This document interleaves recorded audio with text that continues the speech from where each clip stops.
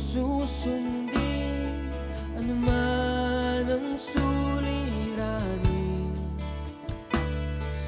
Lahat ay aking kakayanin, pagkat ikaw ay kapiling. Subukin man ang panahon, mananatili sa'yo, Panginoon.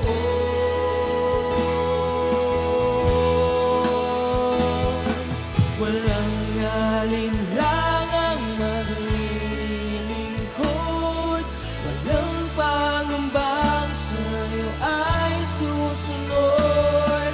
Hindi susuko at hindi hinto, patuloy lamang sa iyo. Walang alinlangang maglilingkod, walang pangambang sa'yo ay susunod. Hindi susuko at hindi hinto, patuloy lamang sa iyo. Hanggang dulo, mananatili anumang hamon, ikaw pa rin ang Panginoon. Tatapusin ang takbuhin sa kaharian mo'y ika'y makapiling.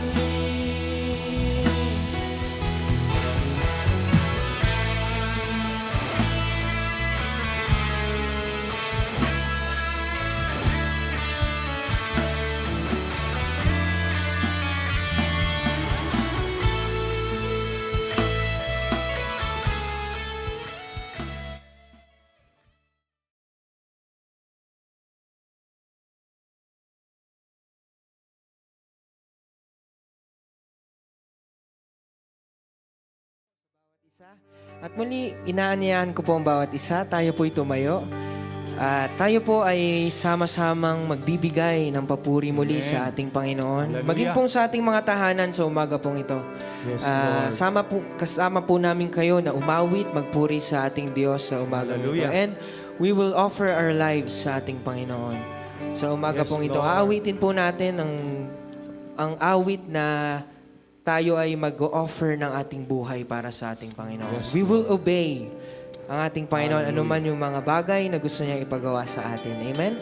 Kaya po sa umaga pong ito, we will sing, Lord, we will offer our lives to you.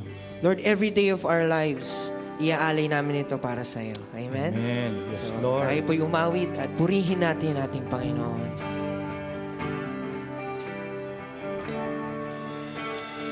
All that I am, all that I have, I lay them down before you, oh Lord. All my regrets, all my acclaims, the joy and the pain, I'm making them yours. Once again, sing all that I am. All that I am, all that I have, I lay them down before you, oh Lord. All my regrets, all my acclaims, the joy and the pain, I'm making them yours. Come on, let's offer our life. Lord, I offer my life to you. Everything I've been through, use it for your glory. Lord, I offer my days to you, lifting my praise to you as a pleasing sacrifice. Lord, I offer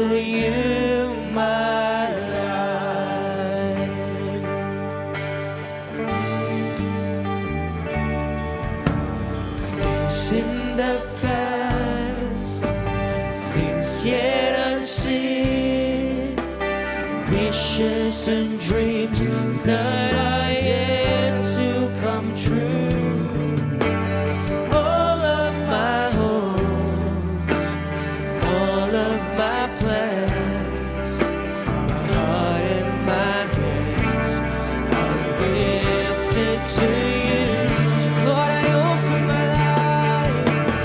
Lord, I offer my life to you. Everything I've been through, use it for your glory. Lord, I offer my days to you, lifting my praise to you as a pleasing sacrifice. Lord, I offer my life. Lord, I offer you my Lord, I offer my life to you. Everything I use it for your glory. Lord, I offer my days to you, lifting my praise to you as a blessing sacrifice. Lord, I offer you my love.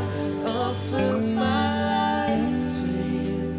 Everything I've been through, use it for your glory. Lord, I offer my days to you, lifting my praise to you as a pleasing sacrifice.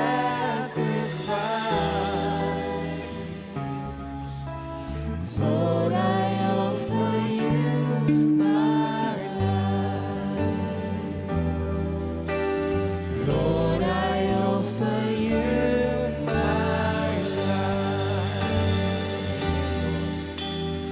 Lord, I offer you my life. Yes, Lord. Thank you, Jesus. Amen. Amen.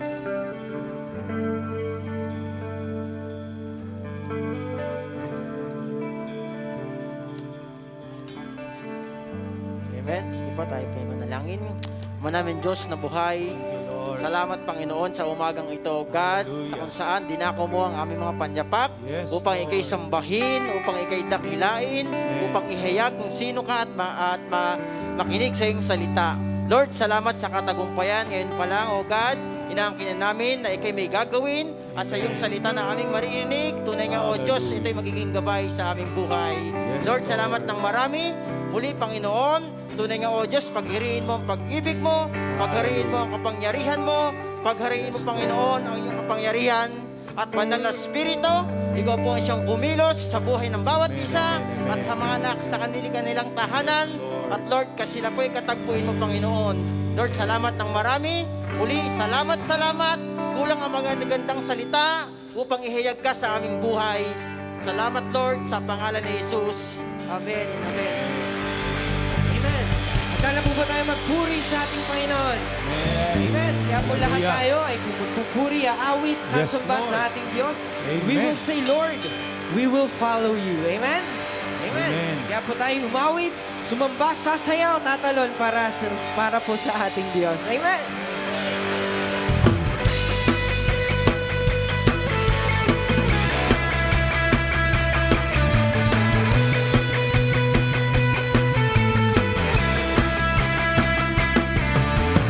I've got a river, say, living water, a fountain that never will run dry.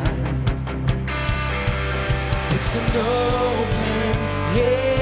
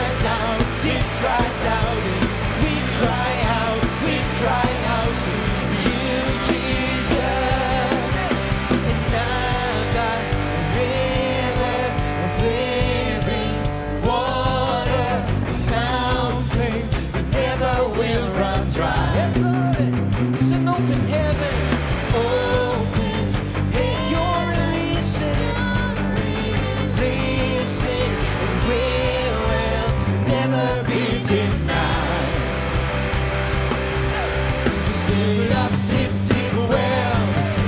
Swimming up deep, deep waters. Dance in the river.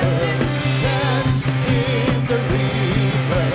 Swimming up deep, deep wells. Swimming up deep, deep waters. We're gonna jump in the river. Jump in the river. Deep cries out, deep cries out, deep cries out, deep cries out. We cry out to you, Jesus. Deep cries out, deep cries out, deep cries out, deep cries out. We cry out to you, Jesus. We're falling into deeper waters, calling out to you. We're walking into deeper waters, calling out to you.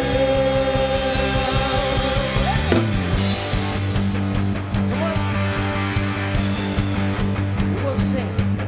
If he goes to the left, then we go to the left. Then he goes to the right, then we go to the right. We're gonna jump, jump, jump, jump in the river. Come on, we will go to the left. If he goes to the left, goes to the left. Then he goes to the right, then we go to the right. Then we dance, dance, dance, dance in the river. Dance, dance, dance, dance, everybody. Goes to the left, then we go. Come on, let's follow him. Goes to the right, we go to the right. Shout, shout, shout, shout in the river. Shout, shout, shout, shout in the river. He goes to the left, we go to the left. Goes to the right, we goes to the right. We're gonna jump, jump, jump, jump in the river. Jump, jump, jump, jump, everybody. Goes to the left, we goes to the left. We goes to the right, then we go to the right. We're gonna dance, dance, dance, dance in the river. Dance, dance, dance, dance in the river. If he goes to the left, we go to the left. We goes to the right, we go to the right. We're gonna shout, shout, shout, shout in the river. Shout, shout, shout, shout, yeah.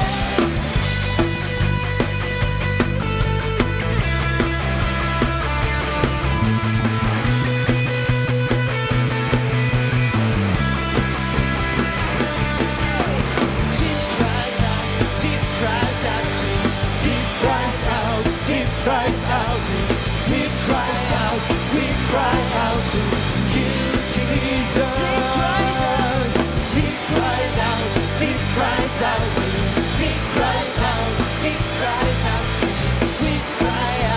We cry out to you. Once again, deep cries out, deep cries out, deep cries out to you. Deep cries out, deep cries out to you. We cry out to you, Jesus. Deep cries out, deep cries out, deep cries out to you. We cry out, deep cries out to you. We cry out to you, Jesus. Oh yes, Lord, we will follow you. Thank you, Lord, for today.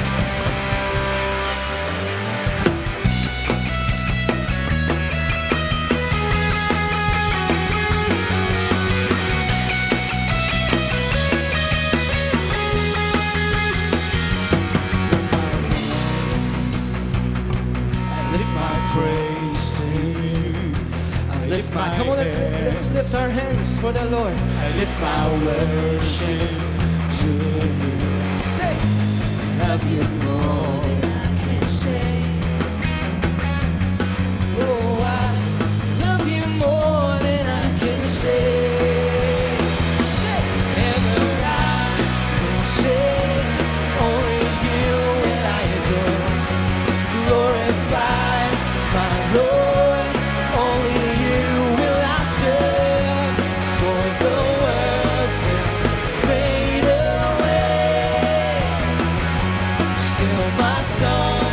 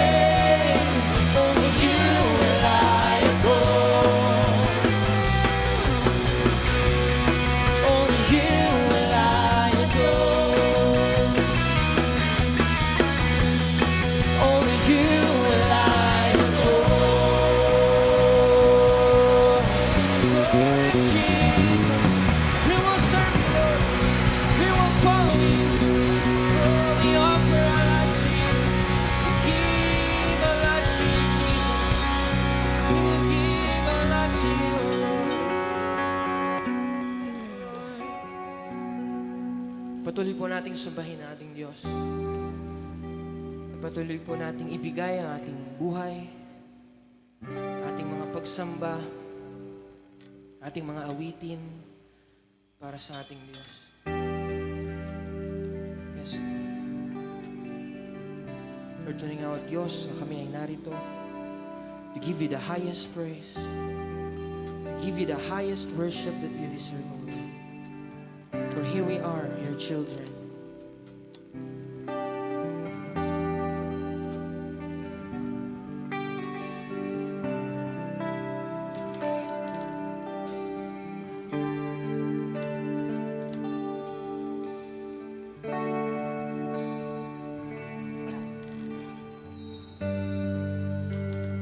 To your hands I commit again with all I am for you, Lord. You hold my world in the palm of your hands, and I am yours forever. Once again, we'll sing into your hands, Lord.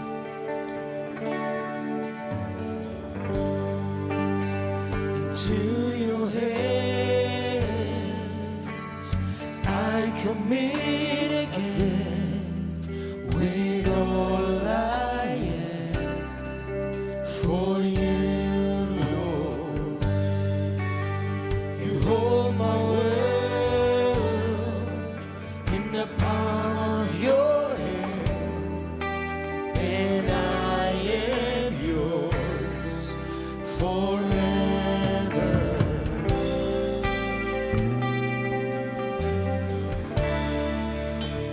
Jesus, I believe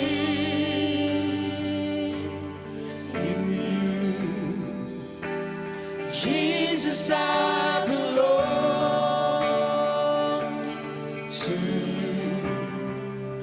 You're the reason that I live, the reason that I sing with all I am.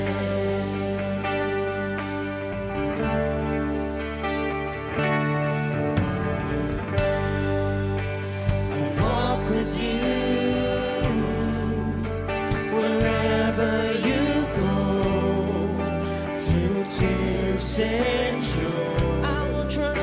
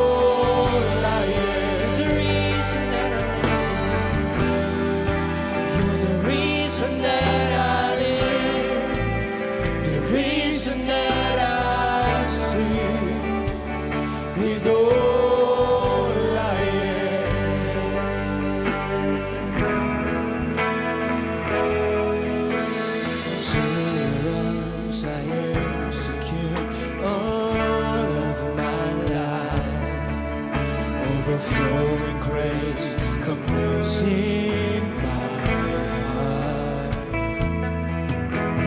I found the strength and hope because of your great love. You never leave me till the very end. To your arms, Lord. To your arms I am secure all of my life. Overflowing grace comes in my heart. I found the strength and hope because of your great love. You never leave me till the very end. And I will give my life to you, to be a vessel of your truth. Let your will be done for me in all of my days. Lord, I will always follow you. Lord, I will always follow you. Wherever you send me, I will go.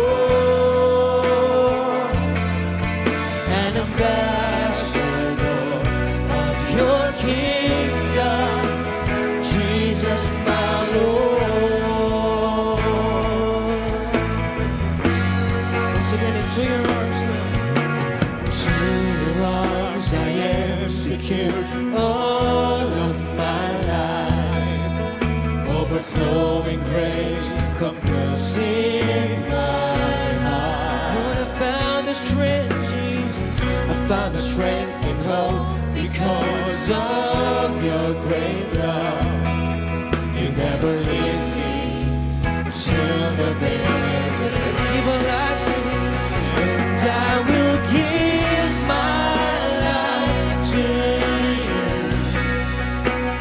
to be a vessel of your truth. Let your will be done for me in all of my days.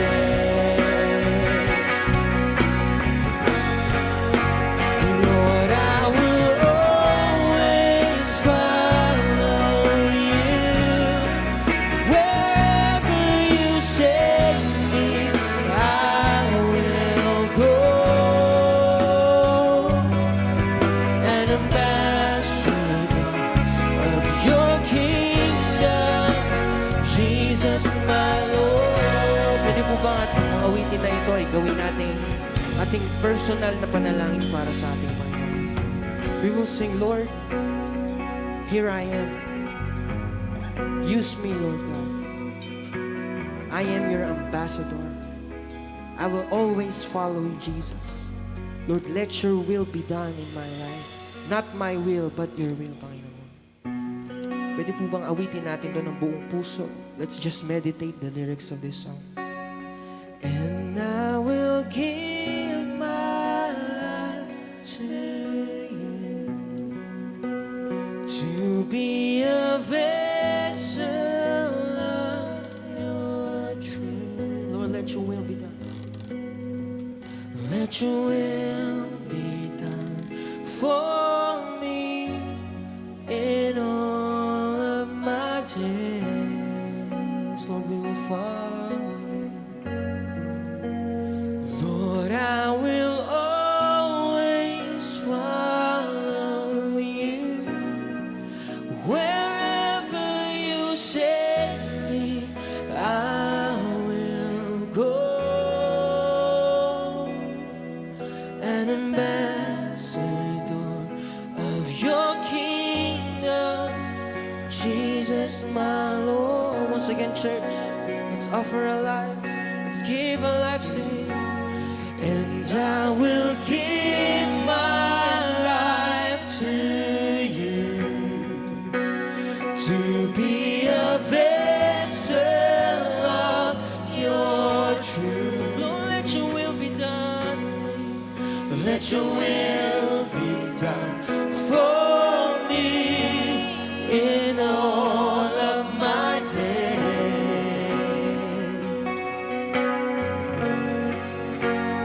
Lord, I will always follow you. Wherever you go, Jesus. Wherever you send me, I will go. An ambassador of your kingdom, Jesus my Lord. Lord, I will always follow you. I will always follow you. Lord, I will always follow Wherever you send me. wherever you send me. I will go. An ambassador of your kingdom, Jesus my Lord. An ambassador of your kingdom. An ambassador of your kingdom, Jesus my Lord.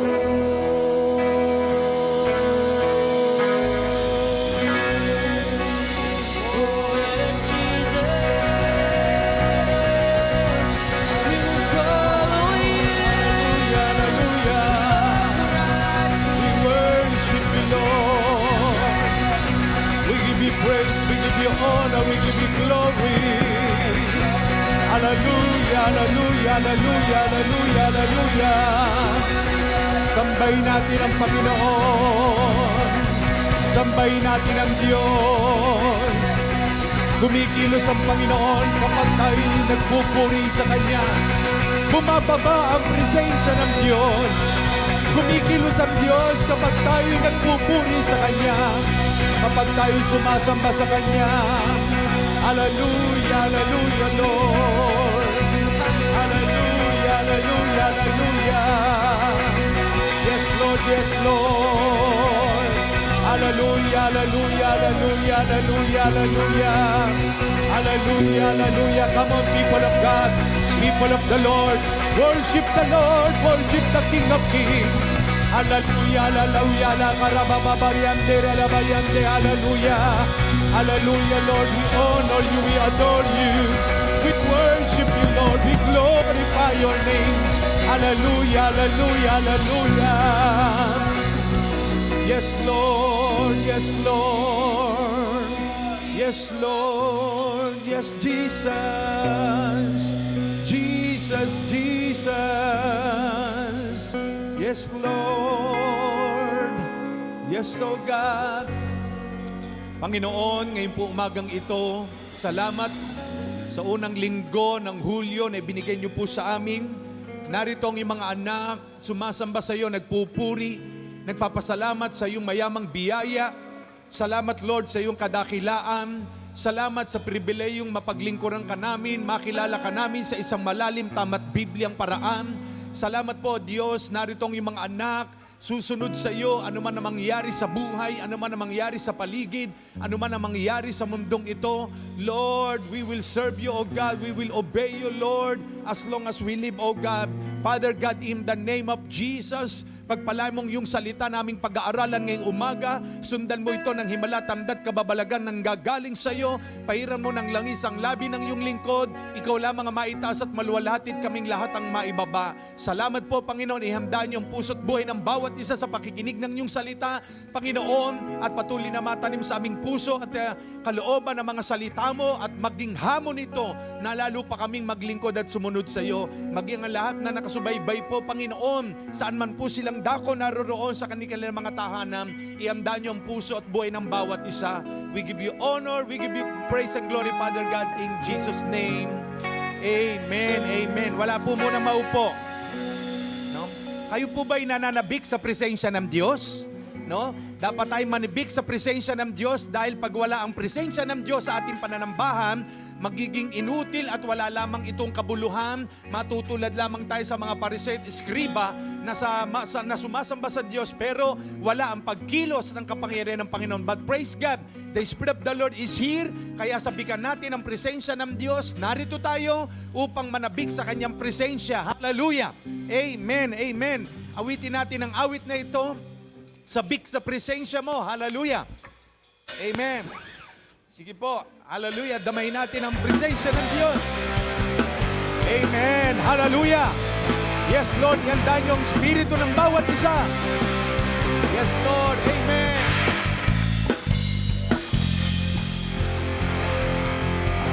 Ako ay narito ngayon, naghihintay. Amen. Inaasama sa presensya mo'y muling maranasan. Ako ay narito ngayon, nananabik. Amen. Nananabik pa kayo? Nananabik na nakita, luwalhati ng iyong mukha. Sayaw na nga, sa galang tumatawa. Nananabik na makita, muli mong pagbisita.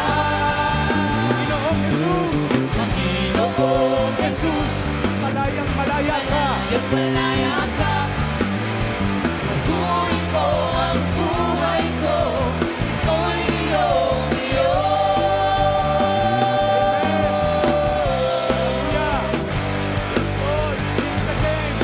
Ako ay narito. Ako ay narito ngayon, naghihintay. Amen. Inaasama sa presensya mo'y muli maranasan. Ako ay narito ngayon, nananabik. Nananabik na makita, luwalhati ng iyong mukha. Sumasayaw na nga, sa galak tumatawa. Nananabik na makita, muli mong pagbisita. Panginoong Jesus, Panginoong Jesus, malaya't malaya ka. Pagkuhin mo ang buhay ko, ito'y iyong iyo. Sumasayaw na nga, sa galak tumatawa. Nananabik na makita, muli mong pagbisita.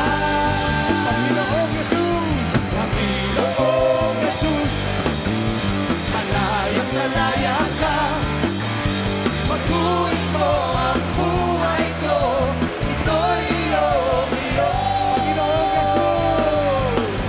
Panginoong Jesus, malayang malaya ka. Pagkuhin mo ang buhay ko, ito'y iyong iyo.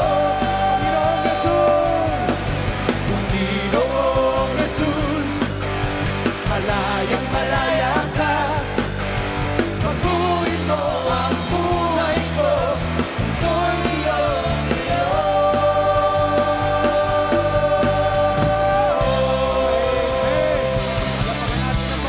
Hallelujah.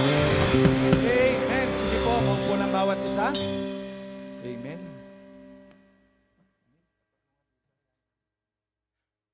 Hallelujah.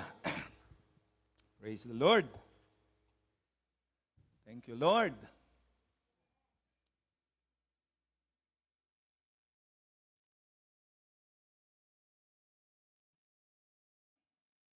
Nagagalak po ba tayo ngayong umaga na ito? Amen? Ang Espiritu ng Diyos ay narito sa ating kalagitnaan and the Holy Spirit is our great teacher. Siya po ang ating dakilang tagapagturo na gumagamit siya ng mga lingkod niya upang ang mga anak ng Diyos ay patuloy na matuto, lumalim sa pagkakilala sa Panginoon at patuloy tayong makapaglingkod sa Kanya ng tuloy-tuloy. Kaya nga po itong team natin sa taong ito ay sabi roon, do not stop, do not quit, move forward, no? Marami po ay hindi nakapagpapatuloy, marami ay humihinto, at marami ay sumusuko, hindi nakaka-move forward, no? Dahil ang temang ito'y salita ng Diyos na totoo at buhay sa mga anak niya, na kapag hindi ka nakapasa rito, talagang susuko ka, no? Kapag talagang hihinto ka at hindi ka makaka-move forward, no? Imbis na tuloy-tuloy ang pag-accelerate mo at paglilingkod sa Panginoon ng mabilisan, nagbabalik sa simula, no? Bumabalik sa simula dahil nga sa mga pangyayaring hindi inaasahan sa buhay. But thank God, tayo po rito na may mga tunay na DNA ng JW family ay nananatili na susunod maglilingkod sa Panginoon. Amen? Amen. Palapakan natin sandali ang Panginoon. Hallelujah. Amen. Amen. Today, our topic is about the cost of obedience and the reward of obedience and the consequences of disobedience, no? Yan po yung topic natin ngayon. Dahil ang tema po natin this month is about obedience. Nung nakarang Wednesday, nagturo si Pastora Chic about obedience, no? At napakahalaga po nang binabasa ko ang mga ilang talata, mga ilang passage sa Bible, ay makikita natin dito kung papaanong ang isang pagsunod ay lubos na napakahalaga sa buhay ng isang tao, no?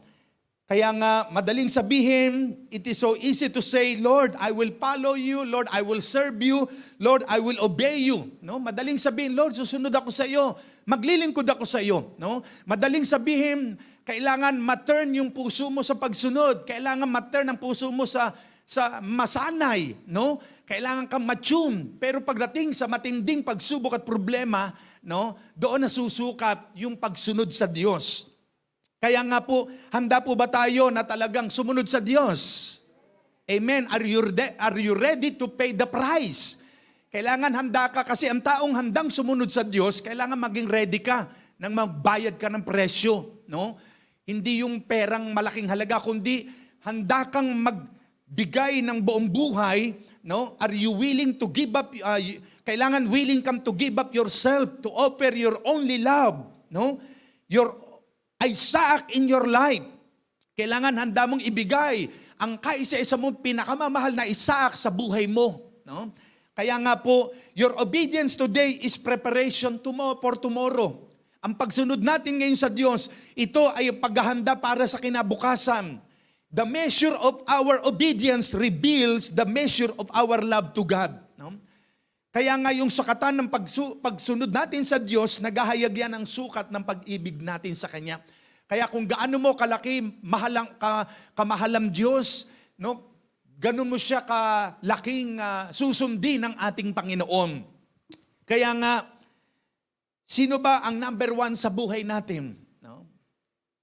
Sino pong number one sa buhay natin? Si Lord, no? Madali nga sabihin, Lord, number one ka. Pero pagdating ng mga testing and trials, sino na kaya number one? No? No? Ako, ang wife ko, number two lang siya. No? Dahil number one si Lord. Pag may tawag ang Diyos, pag merong ipinagagawa ang Panginoon saan man dako ng mundo, tayo dali ng Diyos. Kaya ang sabi ng awit, you will send me and I will go. No? And I will give my life to you. No? Wherever you send me, I will go. No? Pag si Lord ang number one sa buhay mo, wala kang ibang susundin kundi ang number one ng Panginoon. No? Pangalawa lamang ang asawa. Buksan natin ngayon ang ating Bible sa Genesis chapter 22, verses 1 to 13. Mamaya na po yung verse 14 to 18. Yan. Dito muna tayo. Pag-aaralan po natin ito. The life of Abraham, how he obeyed God, no? Kung paano siyang sumunod sa Diyos, no?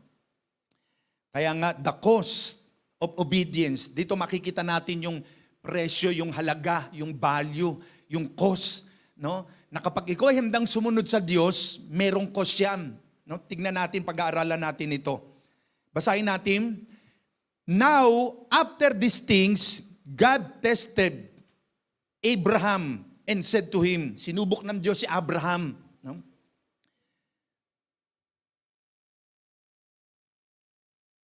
Parang hangin lang ang lumalabas dito. Di ba operate nito? Parang pan lang walang lamig. Ayos nga. Brother Will, alam mo ba yan? Para siyang pan lang walang lamig. Verse 2, puntahan natin. So ulitin natin. Now after these things, God tested Abraham and said to him, Abraham, he answered. Sumagot si Abraham, Here I am, sabi niya. God said, sabi ng Diyos kay Abraham, Take now your son, your only son, whom you love. No, kunin mo daw ang iyong anak, na sa Isaac, na yung iniibig, na yung pinakamamahal. And go to the region of Moriah and offer him there as a burnt offering. Ihahandog si Isaac doon sa Moriah bilang handog, bilang offering on one of the mountains of which I shall tell you. Verse 3, So Abraham got up early in the morning, saddled his donkey, gumising siya na maaga, no? At yung donkey ay dinala nila and took two of his young men with him and his son Isaac, and he split the wood for the burnt offering. And then he got up and went to the place of which God had told him. Verse 4, On the third day of travel, Abraham looked up and saw the place in the distance. Nakita niya, malayo pa yung pupuntahan nila. Verse 5, Abraham said to his servants, Settle down and stay here with the donkey. The young man and I will go over there and worship God. Sasambahin niya ang Diyos. And we will come back to you. Verse 6, Then Abraham took the wood for the burnt offering and laid it on the shoulders of Isaac his son, and took the fire pot in his own hand, and the knife, and the two of them walked on together. And Isaac said to Abraham, My father, sabi ng anak, and he said, Here I am, my son. Isaac said, Look, the fire and the wood, but where is the lamb for the burnt offering? Nagtatanong sa Isaac. No, nasa na raw yung ihahandog sa Diyos? Nandun na raw yung panggatong, yung pangapoy. No? Sumagot si Abraham, verse 8, My son, God will provide. No? Sabi niya, God will provide for himself a lamb for the burnt offering. So the two walked on together. Verse 9, When they came to the place of which God had told him, Abraham built an altar there and arranged the wood, and bound Isaac his son, and placed him on the altar on top of the wood. No? Gumawa ng altar si Abraham. Inihiga yung anak na si Isaac.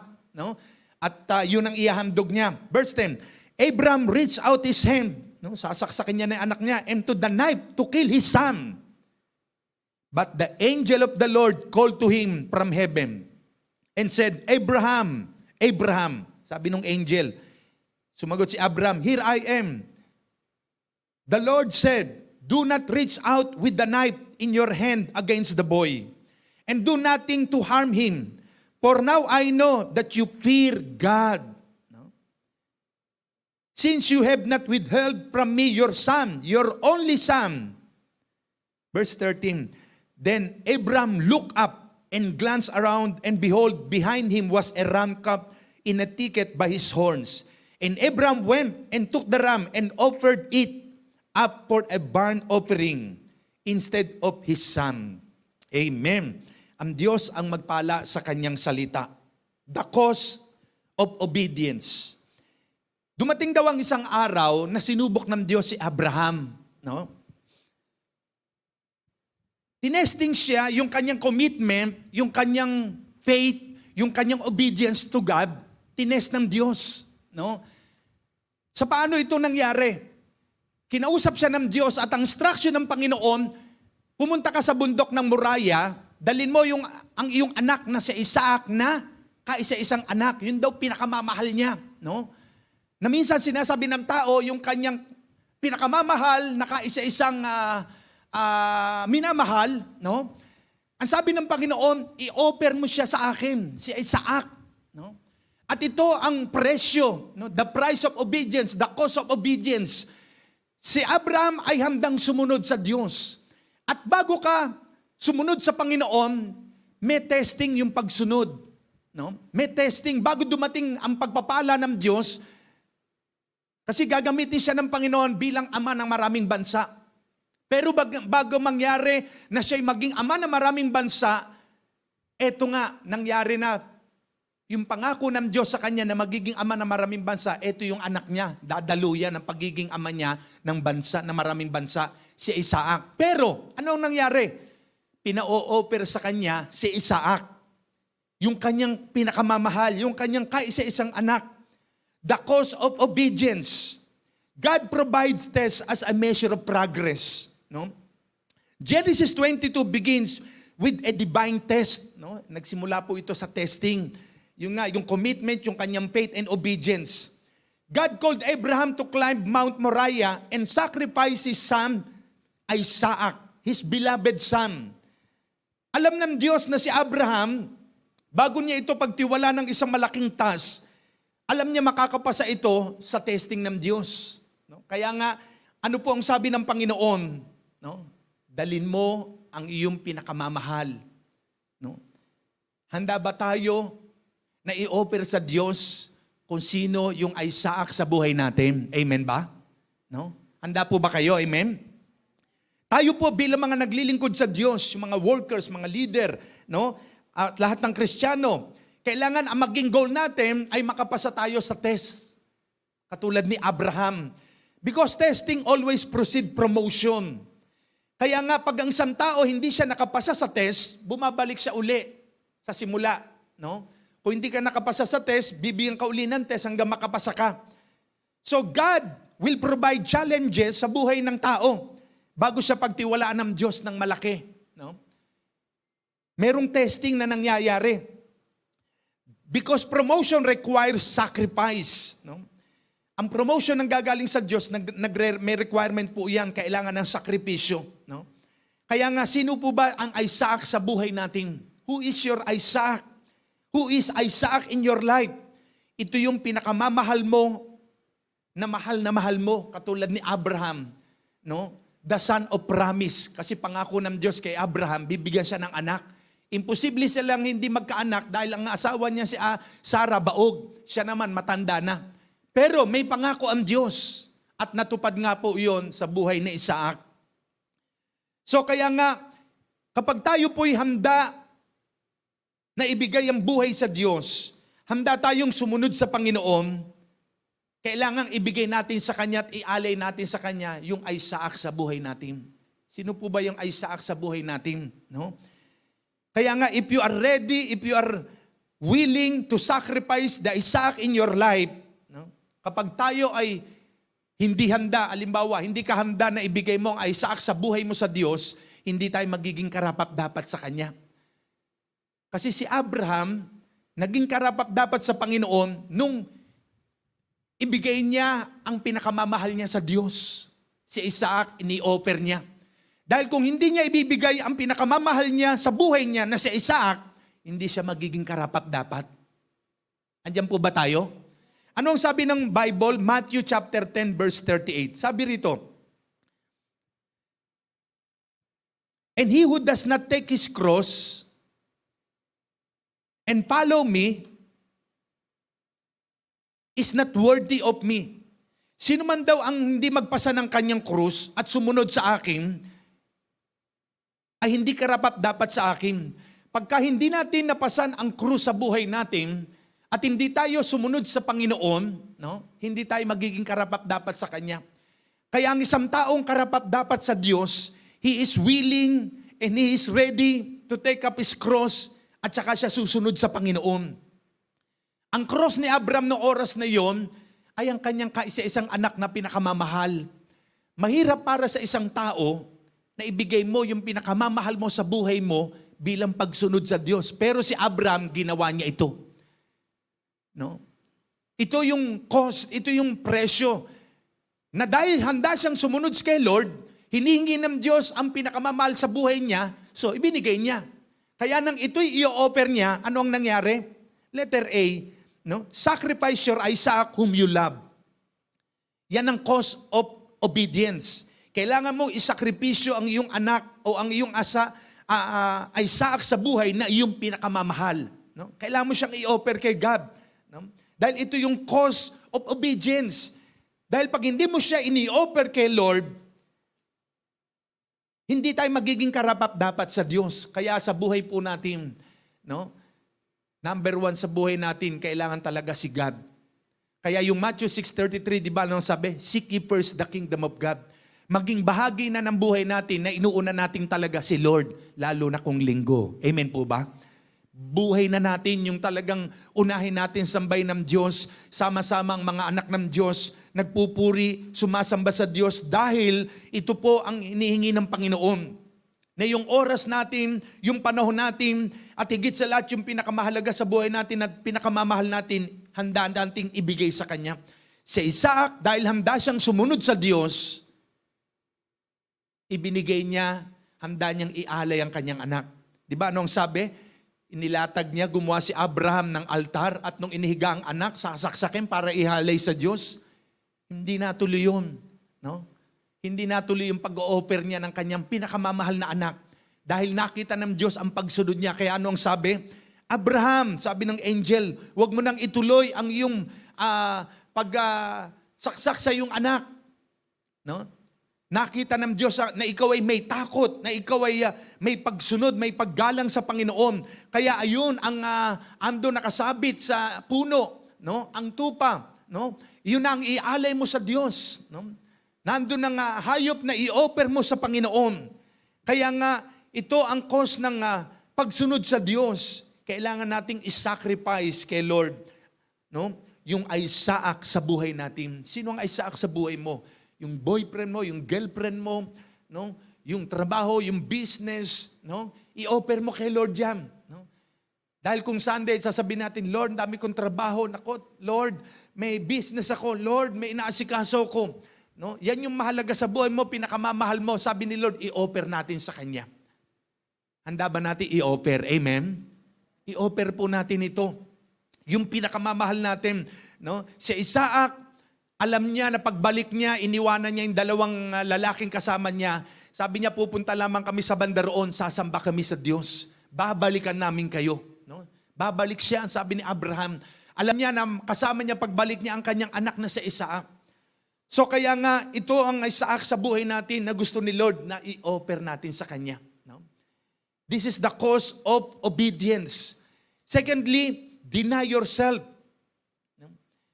Yung binasa natin, Matthew 10:38, di ba ang sabi? He who does not take his cross, no, and follow me is not worthy of me. Hindi karapat-dapat kay Lord. So para tayo maging karapat-dapat kay Lord, i-deny natin ang sarili natin. Kailangan nating talikuran ang sarili natin. Sinabi pa rin ng Matthew chapter 16 verse 24 to 26. Anong sabi dito? Matthew chapter 16 verse 24 to 26. Then said Jesus unto his disciple, sabi niya, if any man will come after me, let him deny himself. Yan. Deny yourself. Nais mong sumunod kay Lord, deny yourself. Take up your cross and follow me. For whosoever will save his life shall lose it. Ang nagliligtas ng kanyang buhay, siya mawawalan nito. And whosoever will lose his life for my sake, shall find it. Ang nawawalan ng kanyang buhay para kay Lord daw, ang siya magkakasumpong nito. Ang magkakaroon ng buhay. For what is a man profited if he shall gain the whole world and lose his own soul? Or what shall a man give in exchange for his soul? Ano daw mapapala na isang tao? Makamtam niya man ang buong sanlibutan. Siya man daw ang pinakamayaman, pinakasikat, pinakamatalino. Kung ang kaluluwa niya ay mapapahamak sa impyerno, ano ang maipapalit niya rito? So kaya, deny yourself. If any man will come after me, sino man daw, sabi ni Jesus sa mga alagad niya, ang nais sumunod sa Kanya, talikuran mong yung sarili. Set aside selfish interest. No? Yung sarili mong interest. Your ambition, your dreams. No? Let the dreams of God be done upon our life. No? Yung desire ng Diyos, yung dream ng Panginoon, ang naisin po ng mga anak niya. Kaya nga ang isang tao na nais sumunod kay Lord, deny yourself. No? I-deny natin ang sarili natin. Kung meron tayo, lahat tayo may mga magagandang pangarap sa buhay, meron tayong dreams, may mga pangitain tayo, pero nais ng Diyos, yung pangarap niya ang mangyari sa buhay natin. Amen? Yung pangarap niya. Kasi pag ang pangarap ng Diyos ang totoong naganap sa buhay natin, maganda ang patutunguhan natin. No? Maganda ang magiging direksyon natin. Kaya nga, ito ang sinasabi ng Panginoon, no, na cause of obedience, deny yourself. Talikuran mo ang iyong sarili, ang iyong mga hangarin, dahil mas maganda pagka ang dineser natin, ang deser ng Diyos, siguradong blessing ang darating. Sabi ng Jeremiah 29 verse 11, sabi ni Lord, di ba? For I know the plans I have for you, a plans to prosper you and not to harm you, to give you hope and a future. Ang plano ko para sa iyo, sumagana ka, umunlad ka. No? Kaya pag tayo pong mga anak ng Diyos, gumaganda ang buhay, umuunlad, praise God, nalulugod ang Diyos. Amen ba? Natutuwa ang Panginoon. Kasi plano niya ito sa atin eh. No? Plano ito ng Diyos. Ang plano niya sa atin, mag-prosper tayo. Hindi maghirap, hindi magdusa. No? Hindi mangutam, hindi dumanas ng kahirapan, kundi ang plano ng Diyos sa atin, sumagana ang buhay natin. Ito yung pangarap ng Diyos. Kaya nga, when we deny ourselves, praise God, mangyayari yung pangarap ng Diyos. No? Dati nga, noong mga 1981, nag-apply ako sa Philippine Navy kasi yung pinsang ko nasa Port Bonifacio, no? Navy siya, ngayon nasa US na siya. Tapos, hindi naman natuloy. No? Tapos plano ko mag-abroad naman ng mga panahon na yun, 1982, pero may Bible study na kami sa Pasig noon. Hindi rin natuloy. No? Bagamat mayroon ako magagandang plano sa buhay ko, hindi mga matuloy-tuloy. Yung pala, plano ng Diyos ang mangyayari sa buhay ko. Kaya pag yung plano natin, inilatag natin kay Lord, hindi natin ipinagpilitan yung gusto ng puso natin na mangyari, yung palang plano ng Diyos ang mangyayari, nakikita mo isang araw, Lord, ito pala ang plano mo. Your plan to God, the plan of God to us is best kaysa sa plano natin. No? May kanya-kanya tayong magandang plano sa buhay, pero pagka ipinagkatiwala pala natin sa Diyos ang buhay natin at sinunod ang plano niya, the best ang plano ng Diyos sa atin. Amen? Sabihin mo sa katabi mo, best ang plano ng Diyos sa iyo. Best ang plano ng Diyos sa buhay mo. No? Maganda ang plano ng Diyos sa atin. Just deny yourself. No? Pangatlo, the cause of obedience, take up your cross. No? Ano sabi? If any man will come after me, deny himself and take up his cross. Pasanin mo yung krus. Hindi ito yung literal na krus na magpapasan pagka tuwing mahal na araw. Ang cross dito is your testing, your trials, your difficulties. Minsan nahayo tayo, nag-iisa ka, umuulan, umaambon. Minsan wala kang kasama, no? Nung panahon namin ng 1983, 84, 85, bumahayo kami. Nag-iisa. Minsan umuulan. Minsan mapalad nga sa panahon na ito, no? Nung panahon namin nung mga 1980s, pamasahe lang, no? Wala ka matatanggap buwan-buwan. O linggo-linggo na ganung blessing kahit papaano, pamasahe lang kami nung mga panahon na yon. Kaya nga kahit ganon, dahil pinapasan mo ang krus na handa ka talagang dumanas ng difficulties and crisis and trial sa buhay, nakita ng Diyos kapag ikaw ay nakapasa sa testing ng Panginoon, nagawa nating pasanin ang krus, na kahit ikaw ay nag-iisa, willing ka to endure difficulties, ano man ang mangyayari, no? Susunod ka pa rin kay Lord. Amen ba? No? Susunod pa rin ba tayo kay Lord? Amen?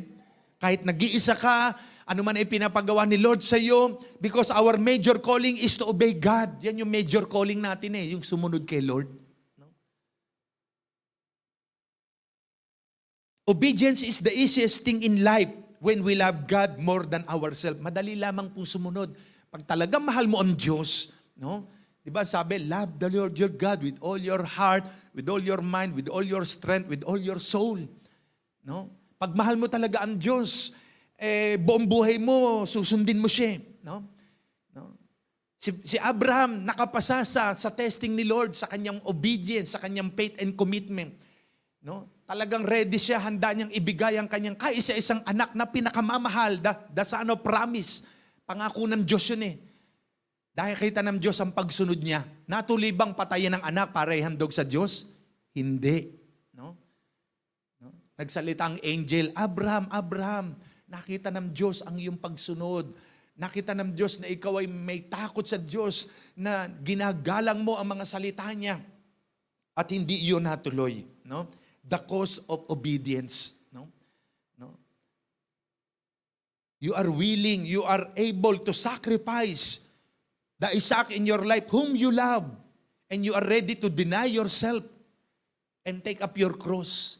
Ang cross, darating ang pag-uusig. Kung minsan yung pinakamahal mo sa buhay, ang gagamitin para usigin ka. At kung minsan nangyari din ito sa church natin, no? Kasama mo sa loob ng church, uusigin ka, pepersekutin ka, no? Merong persecution. Gagamitin para i-persecute, isikil ka, i-pressure ka, na yung pagsamba mo sa Diyos at paglilingkod ay parang mahinto. No?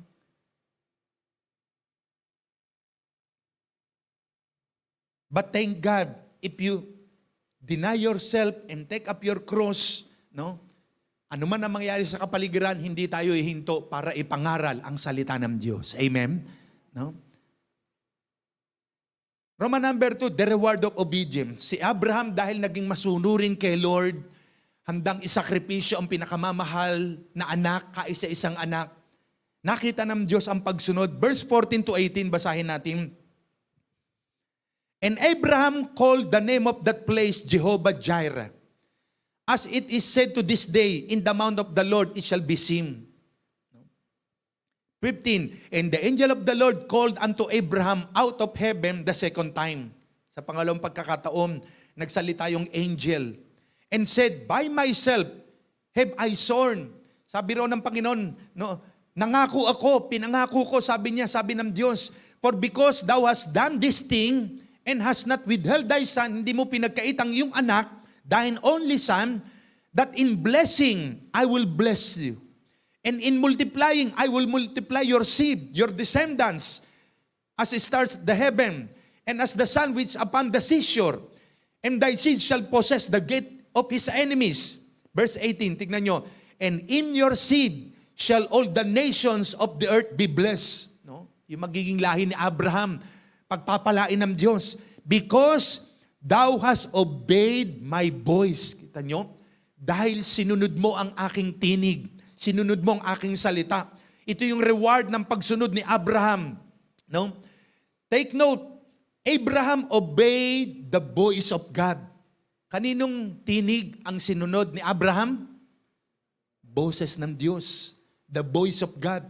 No? Ang Diyos nagsasalita nung panahon ng lumang tipan through angel.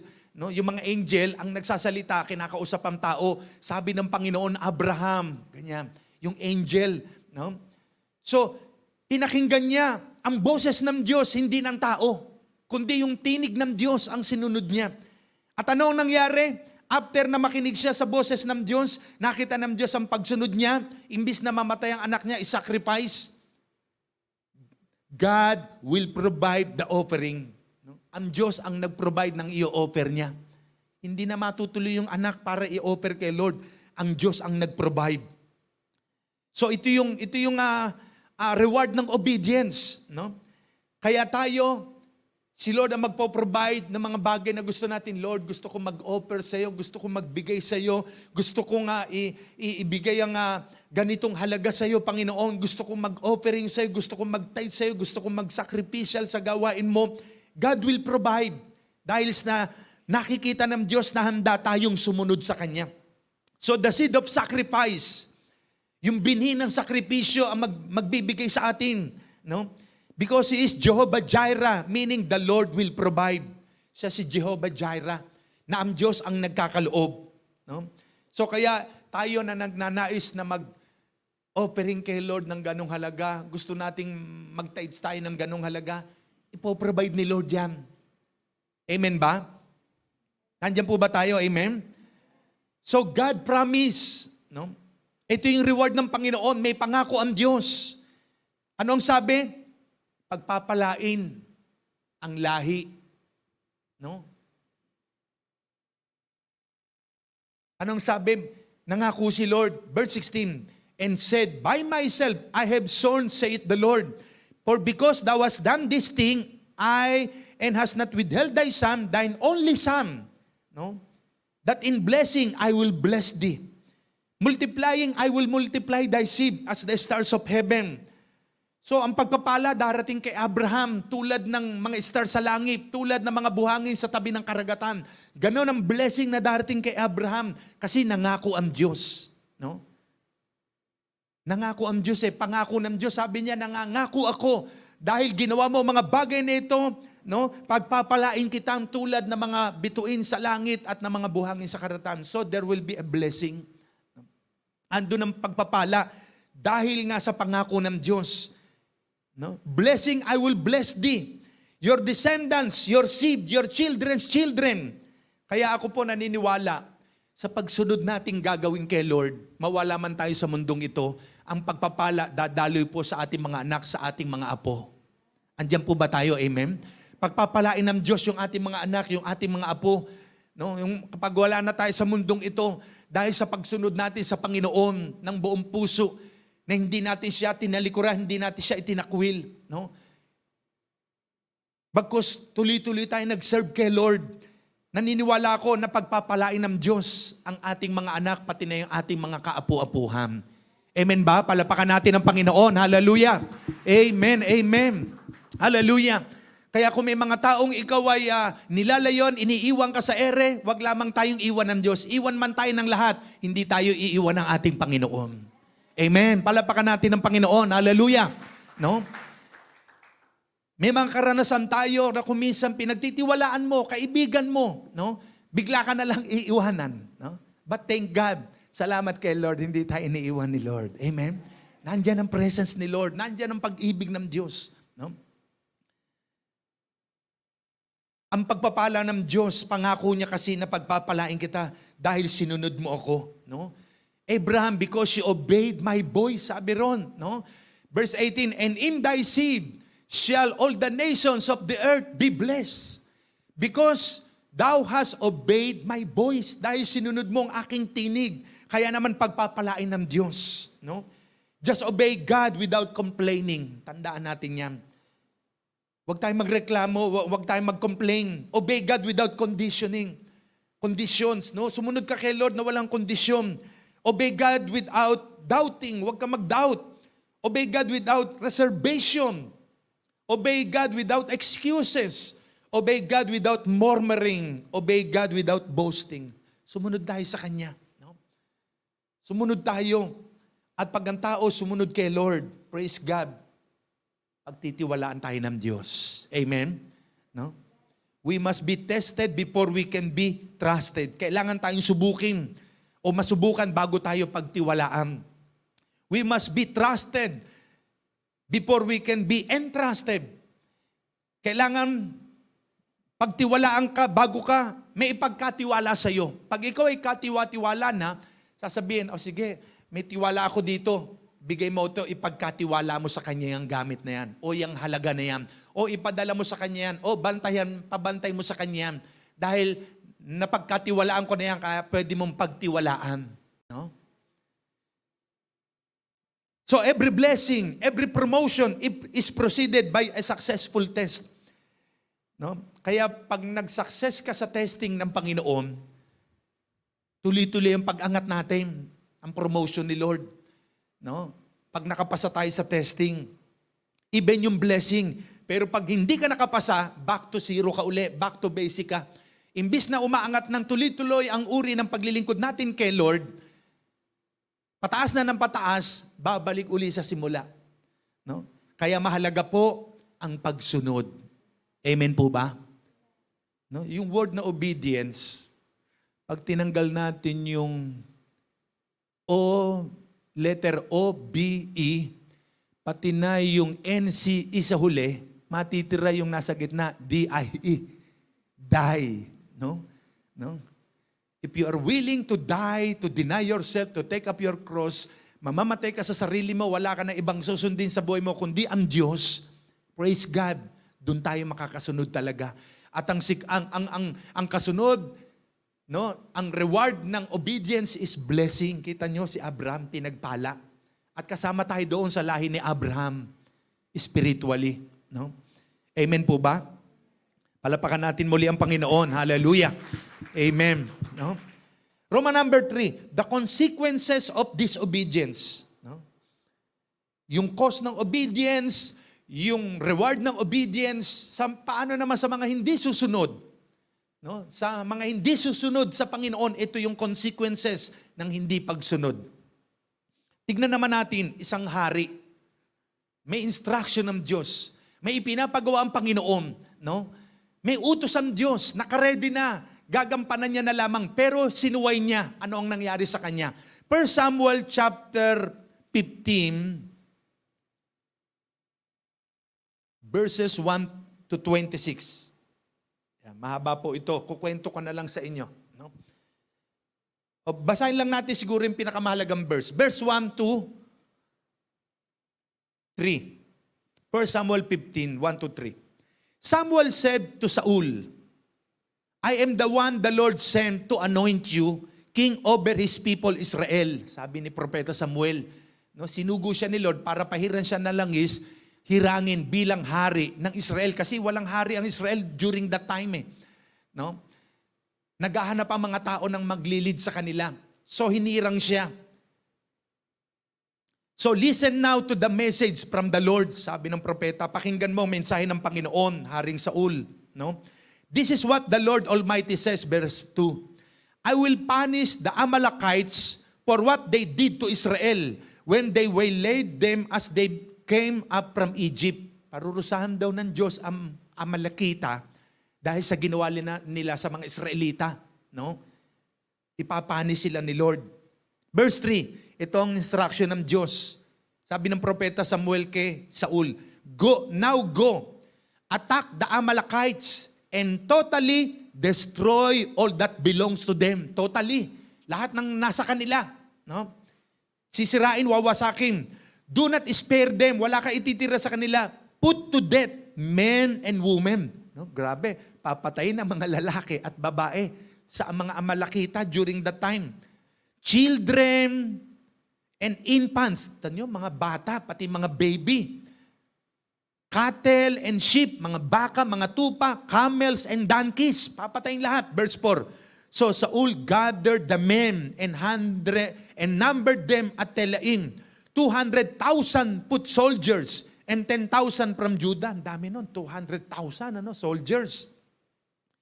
Saul went to the city of Amalek and set an ambush in the ravine.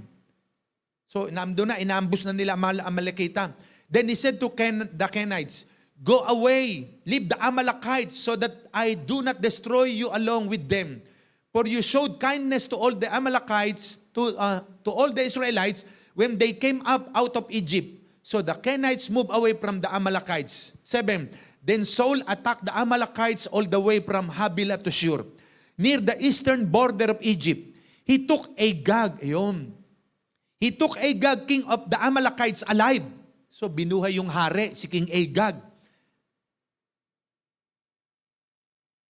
And all his people, he totally destroyed with the sword. So lahat ng tao, pinatay. Verse 9, but Saul and the army spared Agag and the best of the sheep. Pati na yung pinakamatatabang tupa raw, ay binuhay, tinira, and cattle.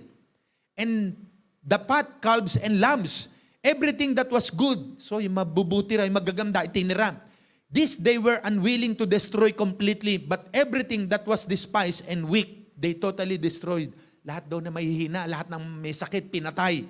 So ikwento ko na lang sa inyo. So yung nga ang nangyari, to cut the story short, ang instruction ng Diyos, verse 3, i-destroy ang buong Amalekita. Walang ititira, kita nyo, bata, matanda, babae, lalaki, hayop, lahat. Pero nung sinalakay ni Haring Saul, matapos siyang hirangin bilang hari, anong nangyari? Dinisobey niya yung instruction ng Diyos through prophet. Hindi niya sinunod. Ang utos, patayin lahat, walang ititira. Tinira si Haring Agag, tinira yung matatabang tupa, pati baka, yung magagandang hayop. Ang utos ng Diyos, patayin. At dahil doon, nagalit ang Diyos. Sinuway ni Haring Saul yung instruction, yung utos ng Panginoon to destroy all Amalekites. At naririnig ni Propeta Samuel, sabi roon, ano yung naririnig ko? May mga maiingay na hayop. Ay, tinira yun ng mga tauhan ko para ihahandog namin sa Diyos yung mga tupa. Si Haring Agag, binuhay nyo rin. Sabi doon. So, dahil doon, nagsalita ang propeta, because you rejected the word of the Lord. Dahil sinuway mo, hindi mo sinunod ang utos ng Panginoon, no? God rejected you as King of Israel. Nire-reject ka na, tinatanggal ka na, no? Dahil lamang po 'yun sa pagsuway sa instruction ng Diyos. Nagrepent naman si Haring Saul, pero huli na ang lahat, no? Kaya nga, ang sabi ng verse 22, but Samuel replied, does the Lord delight in burnt offerings and sacrifices as much as in obeying the Lord? Parang kay Abraham, na mag-o-offer si Abraham, pero nakita ng Diyos yung pagsunod niya. At ito namang si Haring Saul, hindi sumunod, magsasacrifice siya, pero ang utos ng Diyos, patayin, magsasacrifice siya. Kaya nga sabi ng verse 22, to obey is better than sacrifice, letter B. And to heed is better than the fat of rams. For rebellion, 23, is like the sin of divination. And arrogance, like the evil of idolatry. Because you have rejected the word of the Lord, God has rejected you as king. No? So, nireject siya. Kaya yung pagsunod talaga mahalaga. No? Yung pagsunod kay Lord. So, anong consequences ng hindi pagsunod ni Haring Saul sa Diyos? Number 1, no? Consequences, King Saul lost his relationship with God. Nawala yung relasyon niya sa Diyos. No? Because of disobedience. No? Kahit sabihin nating nagsisisi siya, tumatawag siya kay Lord, pero nawala na yon. No? Bakit? He lost his favor. Nawala na yung pabor ng Diyos sa kanya. Dahil lamang sa hindi pagsunod. He lost his position. Nawala ang posisyon niya bilang hari. Tinanggal na agad ang bilis ng pangyayari. He lost his popularity. Nawala ang kasikatan niya. Sikat siya bilang hari during that time.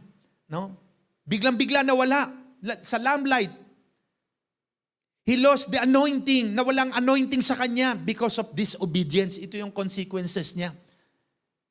He lost his dignity, yung kanyang dignidad, na hinahangaan siya, magaling siya marahil, pero nawalang bigla yun. No?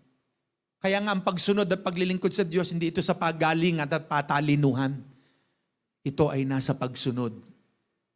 No? Kahit anong estado ng buhay natin. Sa Bible nga kita natin sila Pedro, mangingisda lamang, pero dahil sumunod, ginamit ng Diyos mightily. He lost his dignity. He lost his life. Nawala ang buhay niya. No? So itong naging consequences ng kanyang hindi pagsunod sa Diyos. No? Para inakusahan siya na para siyang nagrebelding tulad ng pangkukulam, ang sabi roon, at pagsamba sa Diyos-Diyosan. Dahil nireject niya ang salita ng Panginoon, tinatanggal na rin siya bilang hari. No? So kaya ang bawat isa po sa atin, praise God, ang pagsunod sa Diyos, lubos na mahalaga. No? Obedience to God is the fulfillment of God's purpose and plan sa buhay natin. Yung plano ng Diyos, pag sumunod ka, mangyayari. Yung purpose niya. No? Sunod lang kay Lord.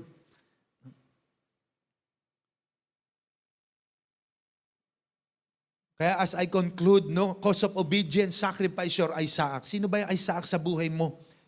No? Deny yourself, take up your cross. No? Kahit anong harapin natin, no? Minsan kinukulang ka, kinakapos tayo. Minsan wala kang love gift, no?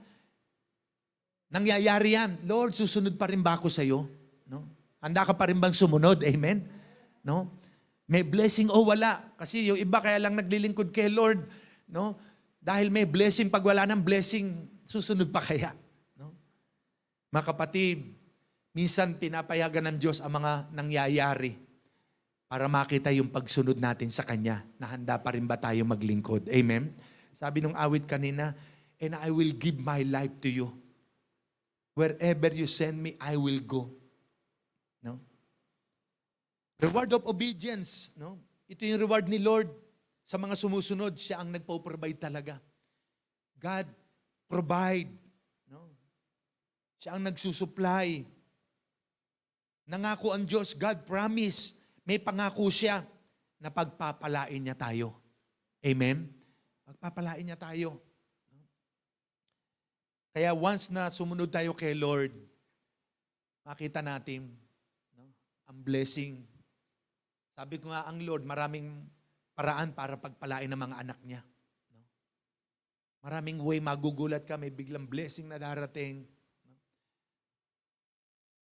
Dahil sa pagsunod natin yan sa Diyos. Huwag natin tularan si Haring Saul. Hari siya, may kapangyarihan na wala ang relasyon kay Lord. Yung pabor na wala sa kanya. Nawala siya sa posisyon. Nawala ang kasikatan niya. Biglang-biglang naglaho. Dahil sa hindi pagsunod sa ipinapagawa ng Diyos. May instruction ng Panginoon. Clear na clear. No? Hindi siya sumunod. Nakipagsabwatan siya. Nakipagkunayban siya sa mga tauhan niya, yung mga soldier. Ang utos ng Diyos, patayan, ang linaw eh. Tiniray matatabang tupa. Maganda naman ang hangarin, mabuti, pero hindi lahat ng mabuti, tama. No? Mabuti, iaalay kay Lord, tataba ng tupa eh. No? Pero ang utos ng Diyos, patayin, wala ititire. So hindi tama yung plano niyang mabuti. Kaya hindi lahat ng mabuti, tama. No? Hindi tama kay Lord yung gagawin nila. No?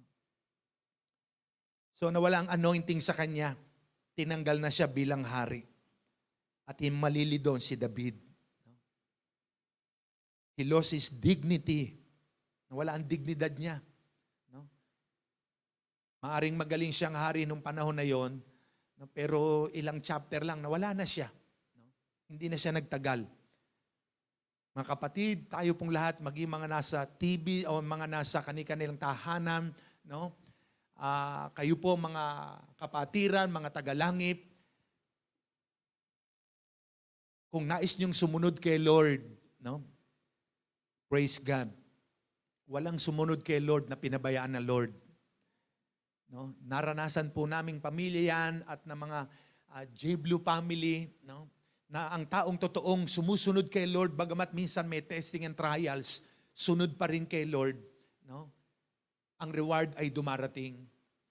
Kaya nga, mga kapatid, mga magulang, sa mga taong nais na magbigay ng buong buhay kay Lord at sumunod sa Kanya. Kung may humahad lang sa paglilingkod nyo kay Lord, may humila sa inyo pababa, sacrifice natin kay Lord. No? Huwag tayong papigil sa gusto ng Diyos na ipagawa sa atin. Dahil pag tayo napigilan at nahadlangan niyan, disobedience ang mangyayari at mayroong consequences siya. Kaya mga kapatid, mga magulang, ngayon pong umaga na ito, kayo po mga nasa kanilang tahanan, no? Si Lord hindi nagtatangi ng tao. Naghihintay siya na ang mga babae at lalaki na nilikha niya sa mundong ito ay totoong maglingkod sa Kanya, totoong sumunod sa Kanya. Kahit anong pagdaanan natin sa buhay, no? Nais lamang ni Lord na unahin natin siya. No? Paglingkuran natin siya. Kaya para tayo maging karapat, dapat kay Lord, no? Siya ang number one sa buhay natin. Dahil pag hindi natin nagawang iwan ang ating tahanan, ang ating mga anak, ang ating lupa, ang sabi ng Matthew chapter 16, no? Puntahan natin saglit. Goy, Matthew chapter 16.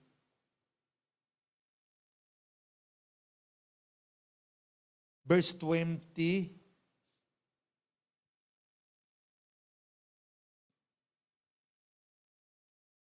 21, 22, 23. Matthew 16. Dito po tayo magwawakas itong talatang ito.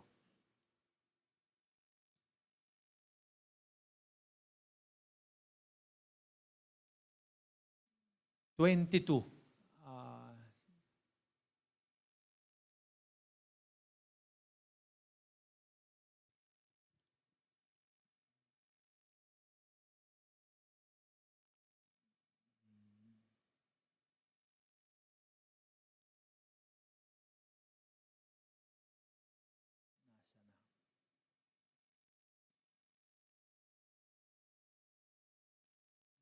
Ayun. Sorry, Matthew chapter 10. Matthew 10. 35, 36, 37. Ayan. Matthew 10. Ayan. Sabi ni Jesus, "For I am come to set a man." No, kaya biblical yung set man eh. No? Nagparito raw si Lord para magtalaga ng tao. No? At variance against his father and daughter. Nagtalaga raw si Lord, no? Na darating ang panahon, maglalaban yung ama at yung anak na babae at saka lalaki against their mother, pati na yung anak na babae at pati biyanang babae. And the daughter-in-law against her mother-in-law. Verse 36. "And a man's spouse shall be they of his own household." Sa ibang translation, no, a man's enemy, no, ay yung mismong kasambahin niya, kapamilya niya. Verse 37. "He that loveth father or mother more than me is not worthy of me. And he that loveth son or daughter more than me is not worthy of me." Hindi talaga magiging karapat-dapat kay Lord. No? Pag hindi mo raw iniwan, no? Hindi naman totaling iiwanan mo na yung mahal mo sa buhay, kundi handa kang iwan siya ng 3 days, 1 week, 2 weeks, 1 month. Ako nga minsan 3 months sa US, andito yung pamilya ko. No? Di ba alam niyo yan lahat? No? For the sake of the gospel, dahil sa Panginoon, magagawa mong sumunod sa Diyos, mag-sacrifice dahil alang-alang sa Panginoon at sa Kanyang salita. Pero kung hindi mo magagawang iwan sila pansamantala, no? At hindi mo susundin yung ipinapagawa ng Diyos, hindi tayo karapat-dapat daw sa Kanya. Mabigat po ito. No? Ngayon, kung dumating sa punto na bigyan ka ng ultimatum ng iyong isang loved ones, ipag-pray mo kay Lord. No? Panalangin natin, Lord, mabigat ito. No? Mas hanga pa ako doon sa isang nanay. Talagang hindi pinagpalit si Lord. Hindi naman siya pinabayaan ng Panginoon. No? Na talagang si Lord ang number 1 sa buhay niya. No? Amen ba? Pag talagang si Lord ang number 1 sa buhay mo, ano man ang sabihin ng mundo, no? Ang mahalaga na sunod natin ang Panginoon. Amen? No? Kaya wag natin ipagpalitan Diyos. No? Dahil ang lahat ng kailangan natin sa mundong ito, nasa Kanya. Kalakasan, kalusugan, kapayapaan, financial blessing, material, buhay, kinabukasan nating lahat, ng pamilya natin, lahat. Sumunod ka lang kay Lord. No? At si Lord, alam niya yung bukas natin eh. Alam niya lahat, walang natatago sa Kanya. Kaya sumunod lamang tayo kay Lord. Amen ba? Amen? Tumayo tayong lahat. Praise God.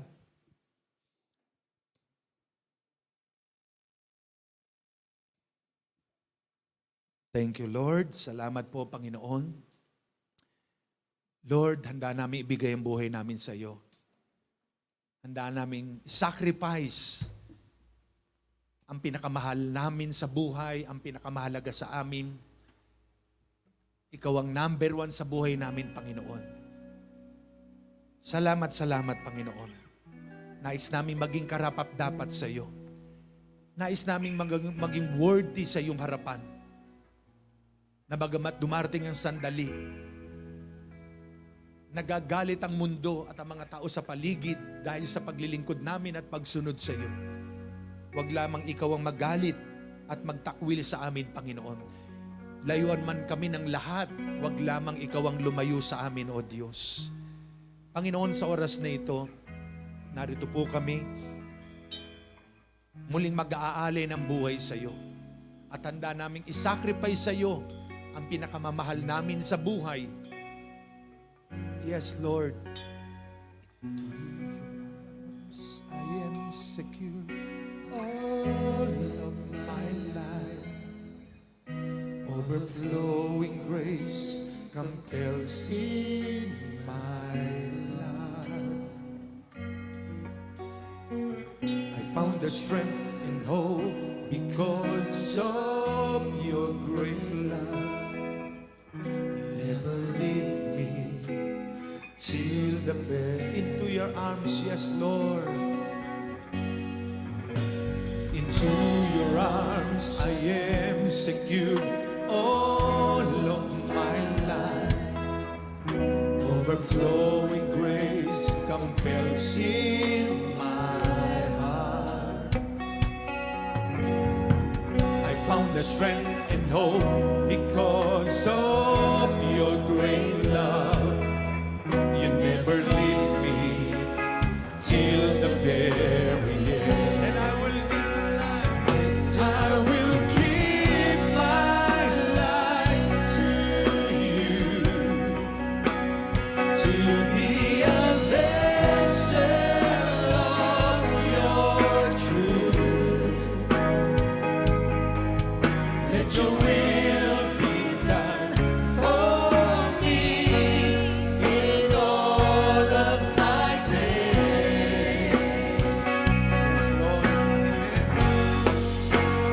Lord, I will always follow you. Wherever you send me, I will go. And ambassador of your kingdom, Jesus my Lord. Into your arms. Taas natin ang kamay natin kay Lord. Yes, Lord. Into your arms I am secure all of my life. Overflowing grace compels in my heart. I found the strength and hope because of your great love. You never leave me till the end. And I will give my life, Lord. I will give my life to you, to be a vessel of your truth. Let your will be done for me in all of my days.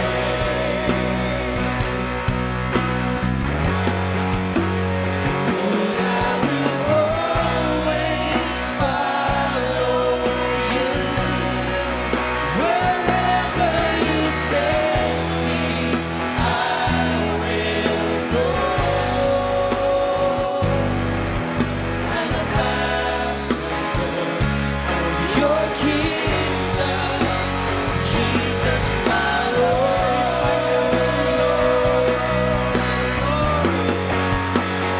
And I will give my life to you, to be a vessel of your truth. Let your will be done for me in all of my days. Lord, I will always follow you. Wherever you send me, I will go.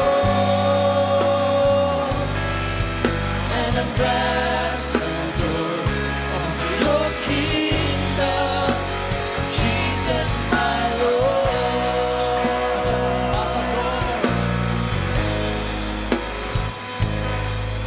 An ambassador of your kingdom, Jesus my Lord.